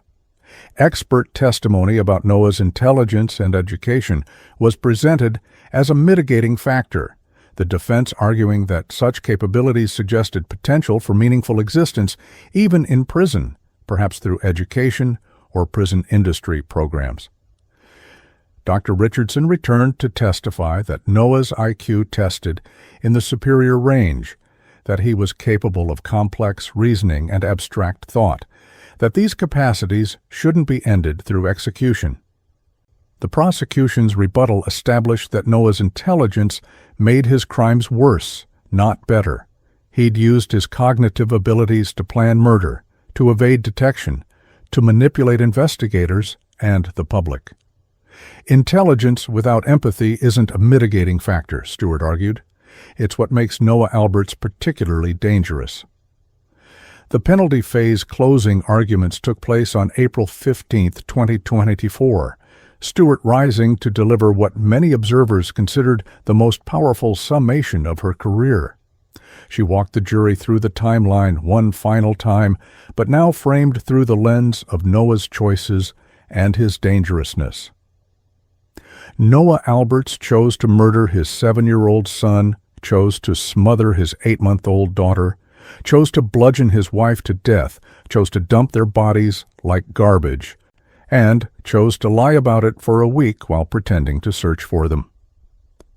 Each of these choices revealed who he is, a narcissist so extreme that he'd rather kill his own children than pay child support, so devoid of empathy that he could cry fake tears while his daughter's body decomposed in a pond. The question isn't whether he deserves death. The question is whether society deserves protection from him. Morrison's penalty phase closing was emotional and well-crafted, arguing that Noah's execution would make the state no better than him, that life imprisonment served all legitimate penological goals without requiring the jury to order a killing. Noah Alberts will die in prison regardless of your decision, Morrison told the jury. The question is whether he dies by natural causes or by lethal injection, and I'm asking you to choose life because death doesn't undo death. Jonathan and Delia won't come back if Noah is executed. Tiffany won't rise from her grave. All execution does is add one more death to an already tragic pile of bodies. The argument was philosophically sophisticated, but struggled against the visceral horror of Noah's crimes and his complete absence of redeeming qualities. The jury deliberated on the special issues for 8 hours, returning on April 16, 2024, with answers that condemned Noah to death. To the question of whether Noah deliberately caused the deaths, they answered yes, unanimously. To the question of whether he posed a continuing threat to society, they answered yes, unanimously. To the question of whether sufficient mitigating circumstances existed to warrant life imprisonment, they answered no, 11-1. One juror had been swayed by the mitigation arguments, but under Texas law, the death penalty could be imposed without unanimity on that particular question. The verdict was read in a courtroom so silent that the court reporter's typing seemed thunderous, Noah's face draining of color as he finally understood that he would die for what he'd done. Judge Coleman scheduled the formal sentencing hearing for April 23, 2024, giving all parties time to prepare for the final chapter of the trial. In the intervening week, news coverage dissected every aspect of the case, legal analysts debating whether the verdict was just, whether the death penalty served legitimate purposes, whether cases like Noah's justified capital punishment's continued existence. Public opinion in Texas overwhelmingly supported the death sentence, polls showing 87% approval for executing someone who'd murdered 2 children, including an infant. The national conversation was more divided, but even death penalty opponents struggled to find sympathetic facts in a case where the defendant had shown zero remorse and had murdered his own helpless children. Noah's appeals process began automatically upon the death sentence, Texas law requiring mandatory review by the state court of criminal appeals. His attorneys filed notice of appeal citing numerous grounds: improper admission of evidence, prejudicial media coverage, ineffective assistance of counsel, but legal experts predicted all these arguments would fail given the overwhelming evidence and the relatively error-free trial Judge Coleman had conducted. The appeals would take years, possibly decades, during which Noah would live on death row at the Polunsky Unit in Livingston, Texas, in solitary confinement 23 hours a day. For a narcissist who craved attention and control, the isolation would be its own form of torture, though nothing compared to the terror his children had experienced in their final moments. Tiffany's family spoke to media after the penalty phase verdict, Carol Morrison reading a prepared statement expressing satisfaction with the jury's decision while acknowledging that no verdict could truly provide closure. Noah took our daughter, our grandchildren, our future, with them. The death penalty won't bring them back, but it ensures Noah can never hurt anyone else. And it acknowledges that some crimes are so heinous that the ultimate penalty is appropriate.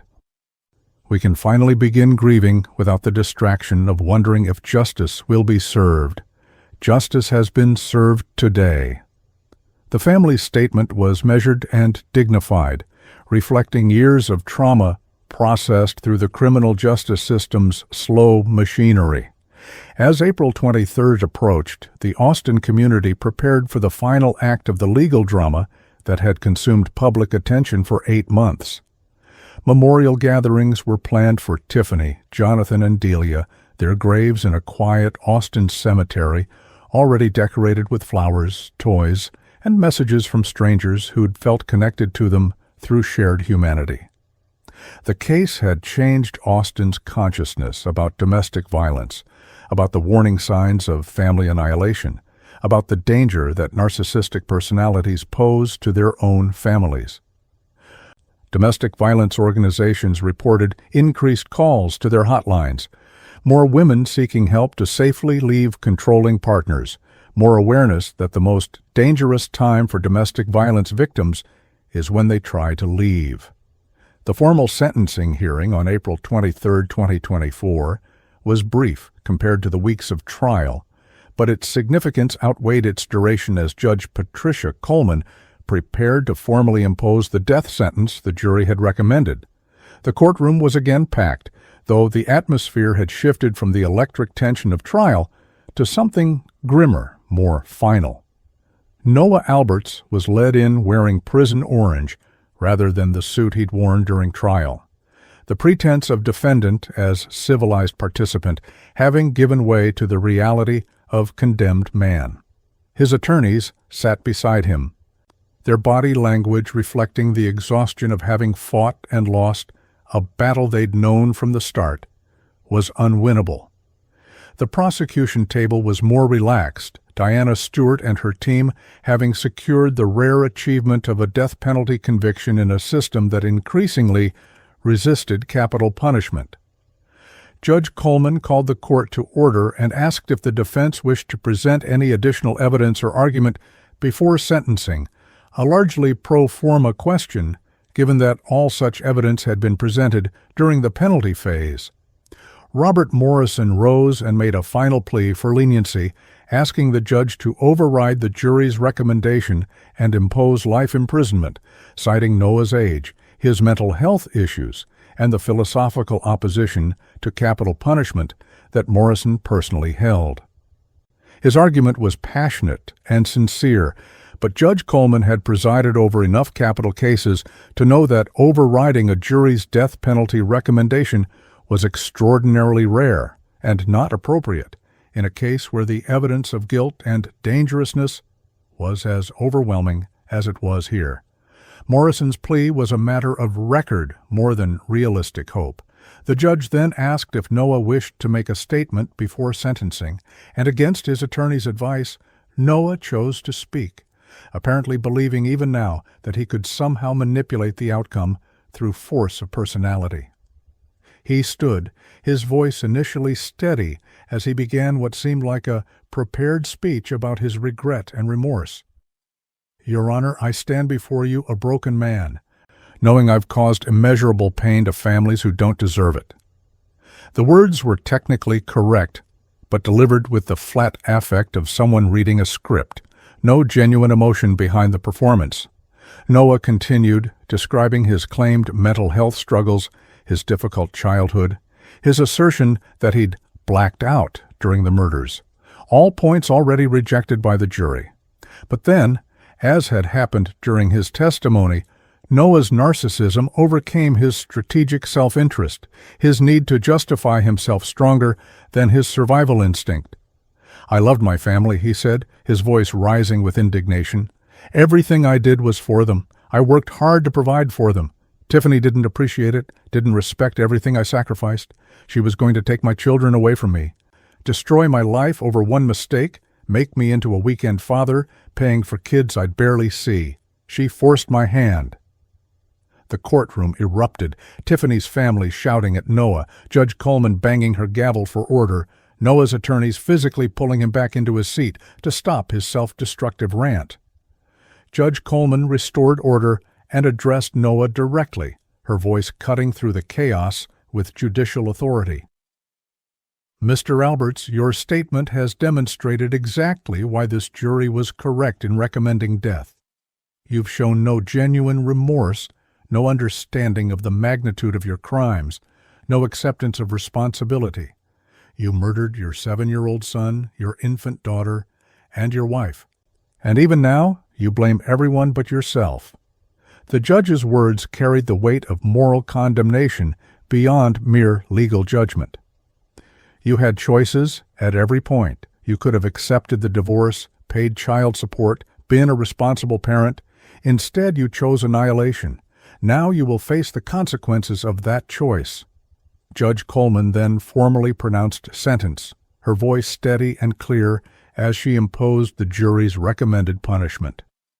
Noah James Alberts, having been found guilty by a jury of your peers of 3 counts of capital murder, and having been determined by that jury to deserve the ultimate penalty under Texas law, I hereby sentence you to death by lethal injection for the murders of Jonathan Paul Alberts and Delia Grace Alberts. The courtroom fell silent at the finality of those words. I further sentence you to life imprisonment without possibility of parole for the murder of Tiffany Marie Alberts. These sentences shall run concurrently. You will be remanded to the custody of the Texas Department of Criminal Justice for execution of this sentence at a time to be determined by the state. The judge continued, explaining Noah's appellate rights, the automatic review process, the years of legal proceedings that would likely follow before any execution date would be set. But the essential fact was now fixed. Noah Alberts would die for his crimes, whether in 5 years or 25, whether by lethal injection or natural causes while awaiting execution, he would die in prison paying for the lives he'd taken. As the bailiffs prepared to lead Noah from the courtroom, Tiffany's mother stood and called out, her voice breaking through judicial procedure with raw maternal grief. I hope you see their faces every day. I hope you hear Delia crying, see Jonathan smile, remember Tiffany's love. I hope it haunts you every single day until they execute you. Noah was led from the courtroom without responding, his brief moment of breaking character having revealed the narcissistic core that no amount of therapy or punishment would ever change. In the hallway outside, Diana Stewart held a press conference, flanked by Detective Marcus Turner and other members of the prosecution team.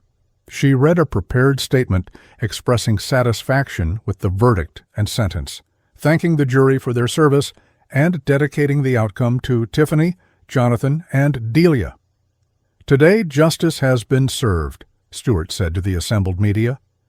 Noah Alberts will never hurt another child, never manipulate another partner, never again use his intelligence and charm to destroy lives. The death penalty exists for cases exactly like this, premeditated murder of the most vulnerable, committed by someone who shows zero capacity for remorse or rehabilitation. Questions from reporters focused on the timeline for execution, the strength of Noah's appeals, whether this case might reignite debates about capital punishment in Texas.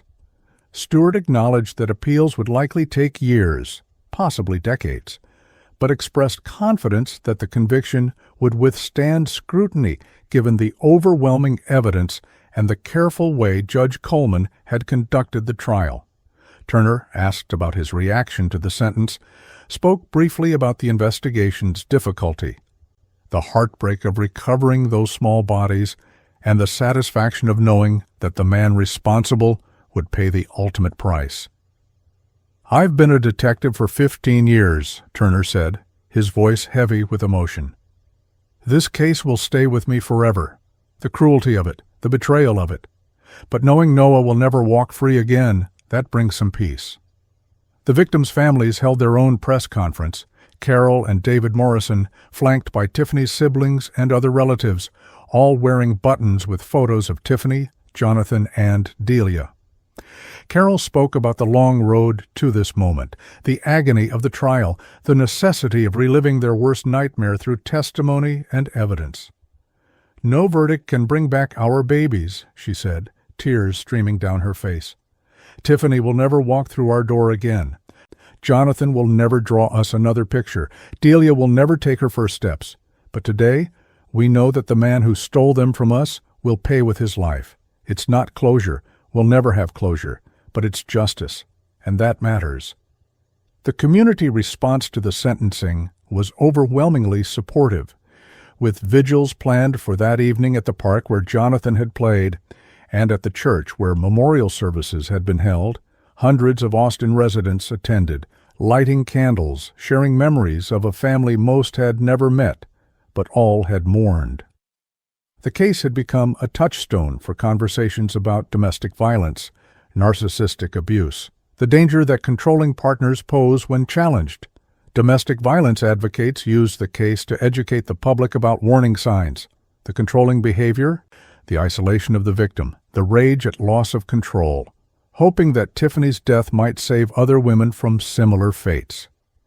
In the days following sentencing, Noah was transferred from the Travis County Jail to the Texas Department of Criminal Justice Processing Center before his assignment to death row at the Polunsky Unit.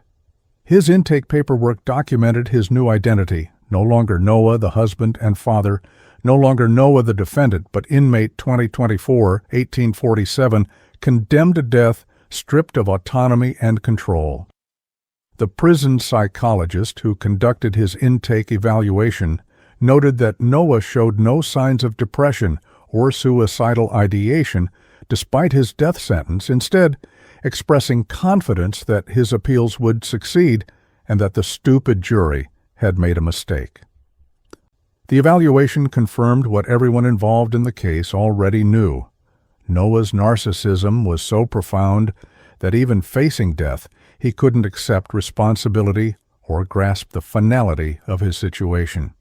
The automatic appeals process began immediately, Noah's attorneys filing a direct appeal to the Texas Court of Criminal Appeals, arguing numerous errors, improper admission of the Ring camera footage, prejudicial media coverage that tainted the jury pool, ineffective assistance of counsel, improper jury instructions, prosecutorial misconduct, and constitutional challenges to the death penalty itself. Each argument was carefully researched and professionally presented, Morrison and his team doing their ethical duty to provide zealous advocacy despite the hopelessness of their client's position. Legal experts reviewing the filings predicted that all arguments would fail. The trial had been conducted properly, the evidence was overwhelming, and Texas courts remained firmly supportive of capital punishment in appropriate cases. As April turned to May 2024, the media coverage of the case began to fade, the 24-hour news cycle moving on to newer tragedies, while Noah began his lonely existence on death row. He would spend 23 hours a day in a 60-square-foot cell, allowed 1 hour for recreation in a small cage, permitted minimal contact with other inmates or staff. For a narcissist who thrived on attention and control, the isolation would be psychologically devastating in ways the death sentence itself wasn't. He would have years, possibly decades, to contemplate his fate, to relive his crimes, to face the reality that his choices had led directly to this cage. Whether he would ever develop genuine remorse remained doubtful, but at minimum he would never again pose a threat to the vulnerable people who had the misfortune of being connected to him. The case left lasting impacts on everyone it touched.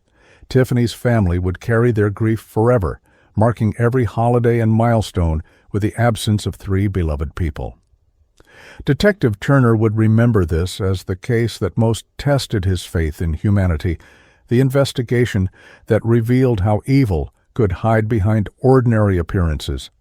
The jurors would carry the weight of having imposed a death sentence, some feeling certain of their decision's rightness, others struggling with having ordered a killing, even of someone who deserved it. The community would remember the Alberts case as a cautionary tale about domestic violence, about the danger of narcissistic personalities, about the importance of believing women when they express fear of their partners. The jury's deliberation on Noah Albert's fate had been thorough and methodical, the 12 citizens taking seriously their responsibility to decide whether a man lived or died for his crimes.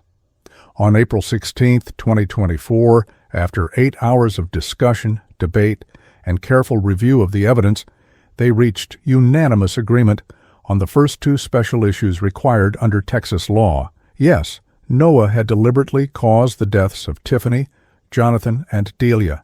And yes, he posed a continuing threat to society. The third special issue, whether sufficient mitigating circumstances existed to warrant life imprisonment rather than death, had proven more divisive. One juror, a retired teacher named Margaret Chen, had been moved by the defense's presentation of Noah's troubled childhood and had argued passionately for mercy despite his horrific crimes. The other 11 jurors, however, had found the mitigation case unpersuasive in light of Noah's complete lack of remorse, his continued narcissistic behavior even after conviction, and the brutal nature of his crimes against helpless children. The foreman, David Rodriguez, had led the discussion with patience and respect, ensuring every juror felt heard while methodically reviewing the evidence of Noah's dangerousness. They discussed how he'd planned the murders for days or weeks, purchasing supplies, increasing life insurance, researching disposal methods. They reviewed his tearful television interviews while knowing exactly where his victims lay. They considered his courtroom outburst where he'd blamed Tiffany for forcing his hand. Each discussion point reinforced the conclusion that Noah was not just guilty, but fundamentally irredeemable. When the jury filed back into the courtroom to deliver their answers to the special issues, the atmosphere was electric with tension and finality. Judge Patricia Coleman had presided over the reading of their responses with the gravitas appropriate to a capital case, each yes or no, carrying life or death weight. The answers condemned Noah to death, deliberate killing, yes, future dangerousness, yes, sufficient mitigation, no.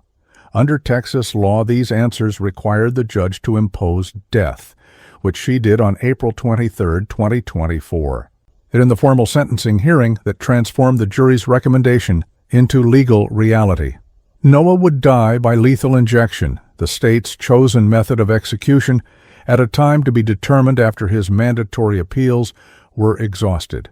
The formal sentencing hearing had been brief but powerful, Judge Coleman's words carrying the weight of legal and moral condemnation, as she explained to Noah exactly what his choices had cost him. When given the opportunity to speak, Noah had initially attempted another performance of remorse, but his true nature had emerged when he'd blamed Tiffany for forcing him to murder their family, rather than accept divorce and child support.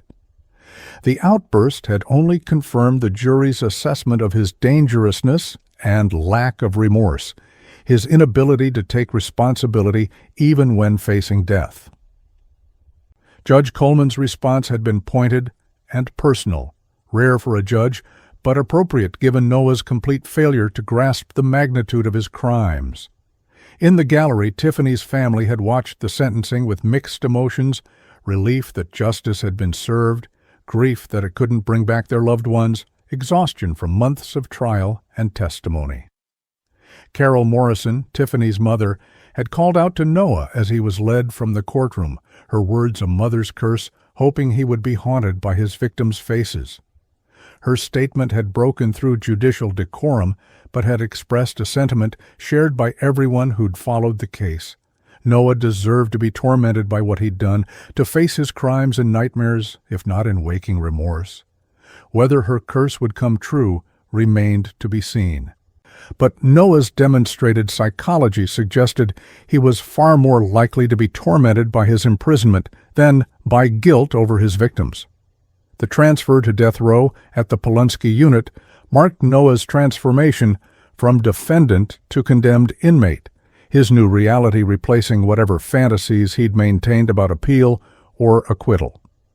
Death row in Texas was designed for maximum security and minimum contact, condemned inmates living in single cells with restricted movement and limited privileges. Noah would spend his remaining years, whether 5 or 25, in a 60-square-foot space, walls painted institutional beige, a metal bunk, a toilet, a small desk. He would have access to books, could write letters, might earn television privileges through good behavior, but the isolation would be profound, the monotony crushing, the loss of control absolute. The death row intake process had been thorough. Noah subjected to multiple evaluations assessing his mental health, suicide risk, and adjustment to incarceration. The prison psychologist's report had noted Noah's lack of depression or anxiety about his death sentence, his expressed confidence in eventual appellate success, his inability to accept the permanence of his situation.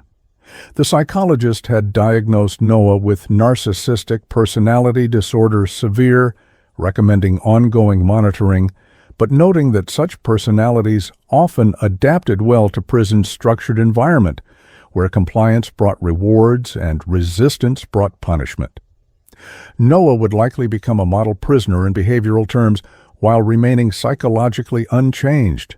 His narcissism, finding new outlets in manipulating guards or other inmates within the limited scope prison allowed. The appeals process, which had begun automatically upon sentencing, would consume years and generate thousands of pages of legal argument. Noah's appellate attorneys, different from his trial team but equally dedicated to their ethical obligations, filed a comprehensive direct appeal to the Texas Court of Criminal Appeals in June 2024. The appeal argued 47 different claimed errors, from routine challenges about jury instructions to fundamental constitutional attacks on the death penalty itself. Each argument was researched, briefed, and supported by citations to case law and constitutional principles.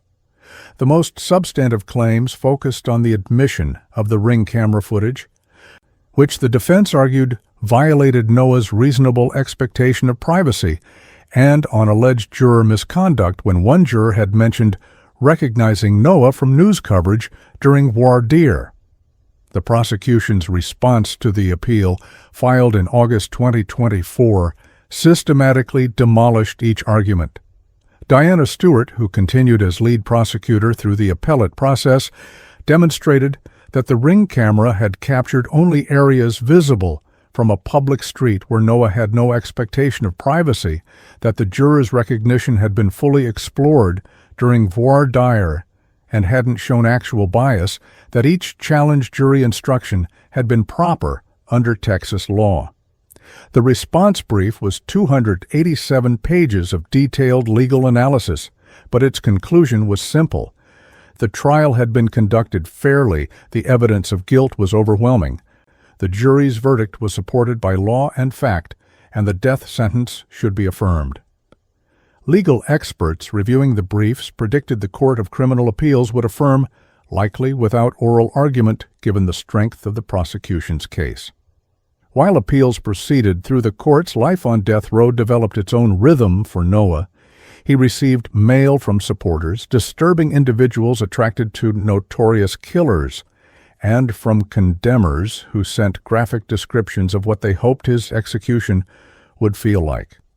Prison officials screened all mail for threats or contraband, but couldn't prevent the emotional content that ranged from marriage proposals to death threats.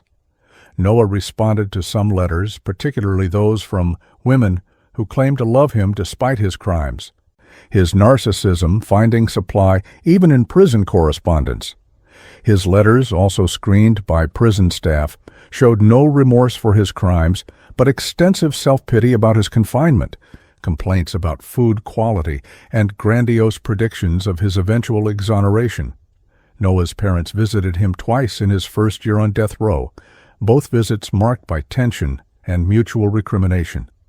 Patricia Alberts had testified at trial about Noah's difficult childhood, but her relationship with her son had been strained for decades, his adult choices having exceeded even her capacity for maternal forgiveness. During their first visit in July 2024, Noah had spent the entire hour complaining about his lawyers, the jury, the judge, everyone but himself, never once asking about his mother's well-being or acknowledging her pain. Patricia had left in tears, telling prison chaplains she didn't know if she could visit again. Noah's father, who'd abandoned the family when Noah was 12, made no attempt at contact, his absence continuing into his son's condemned existence. The one-year anniversary of the murders, August 15, 2024, was marked by memorial services in Austin for Tiffany, Jonathan, and Delia. Hundreds attended the church service where Tiffany had occasionally worshipped, the pastor speaking about forgiveness and healing, while acknowledging the difficulty of extending grace to someone as undeserving as Noah. Tiffany's family laid flowers at the graves, now permanently marked with headstones that bore the dates that hurt to read. Tiffany, 30 years old, Jonathan, 7 years old, Delia, 8 months old.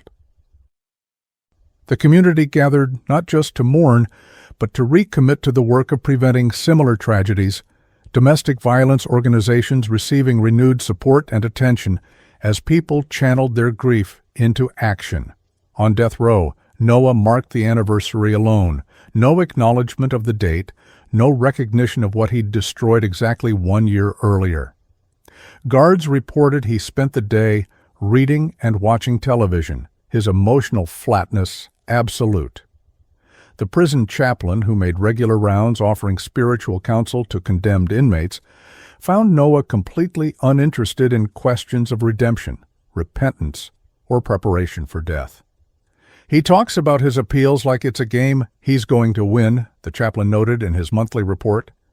There's no acceptance of responsibility, no genuine emotion about his victims, no spiritual awareness of his situation. I've counseled hundreds of men facing execution, and I've never encountered anyone so completely disconnected from the reality of what they've done. The Texas Court of Criminal Appeals issued its ruling on Noah's direct appeal in March 2025, affirming his conviction and death sentence in a 6-3 decision. The majority opinion, authored by Judge Robert Chen, methodically addressed and rejected each of Noah's 47 claimed errors, finding that the trial had been conducted properly and that the evidence overwhelmingly supported the jury's verdict. The opinion included particularly strong language about Noah's lack of remorse and his continued dangerousness, noting that even in prison he had attempted to intimidate witnesses and had shown zero capacity for rehabilitation. The three dissenting judges didn't question Noah's guilt, but objected to the death penalty on philosophical grounds, their dissent reading more like a general opposition to capital punishment than a specific critique of this case. Noah's attorneys immediately filed for rehearing, a largely pro forma motion that was denied in April 2025. The next step was federal habeas corpus appeals, a process that could take another 5 to 10 years, as Noah's lawyers exhausted every possible legal avenue. They filed their federal habeas petition in May 2025, raising many of the same issues rejected by state courts, plus new federal constitutional claims. The petition argued that evolving standards of decency made the death penalty cruel and unusual punishment, that Noah's mental health issues rendered him ineligible for execution, that racial disparities in capital sentencing violated equal protection. Each argument was sincere and professionally presented, but federal courts in Texas had proven even less receptive to death penalty challenges than state courts. As Noah's legal proceedings ground forward, the families he'd destroyed continued their own difficult journey toward something resembling peace. Tiffany's parents had created a foundation in their daughter's name supporting domestic violence victims, channeling their grief into helping others escape dangerous situations before they ended in murder. They'd sponsored safe houses, funded legal services, supported counseling programs, all dedicated to ensuring other women didn't face Tiffany's fate. Carol Morrison spoke at events, sharing her daughter's story, urging women to take warning signs seriously, pleading with society to recognize narcissistic abuse before it turned lethal. Her advocacy gave purpose to grief that otherwise threatened to consume her. The community impacts of the case extended beyond individual families to institutional changes. The Austin Police Department implemented new training on recognizing family annihilation risk factors, teaching officers to identify the warning signs that Noah had displayed. The district attorney's office created a specialized domestic violence unit to ensure such cases received experienced prosecution. Schools added education about healthy relationships and warning signs of abuse to their curricula. Each change represented a small step toward preventing the next tragedy, society learning from horror and attempting to build safeguards against its repetition. By late 2025, Noah had been on death row for over a year, his appeals progressing through their slow institutional rhythm, his daily existence marked by the monotony of solitary confinement. He'd gained weight from lack of exercise, lost some of his carefully maintained appearance, the narcissistic concern with image slowly eroding in an environment where no one cared how he looked. His few remaining supporters dwindled as years passed without the exoneration he'd promised.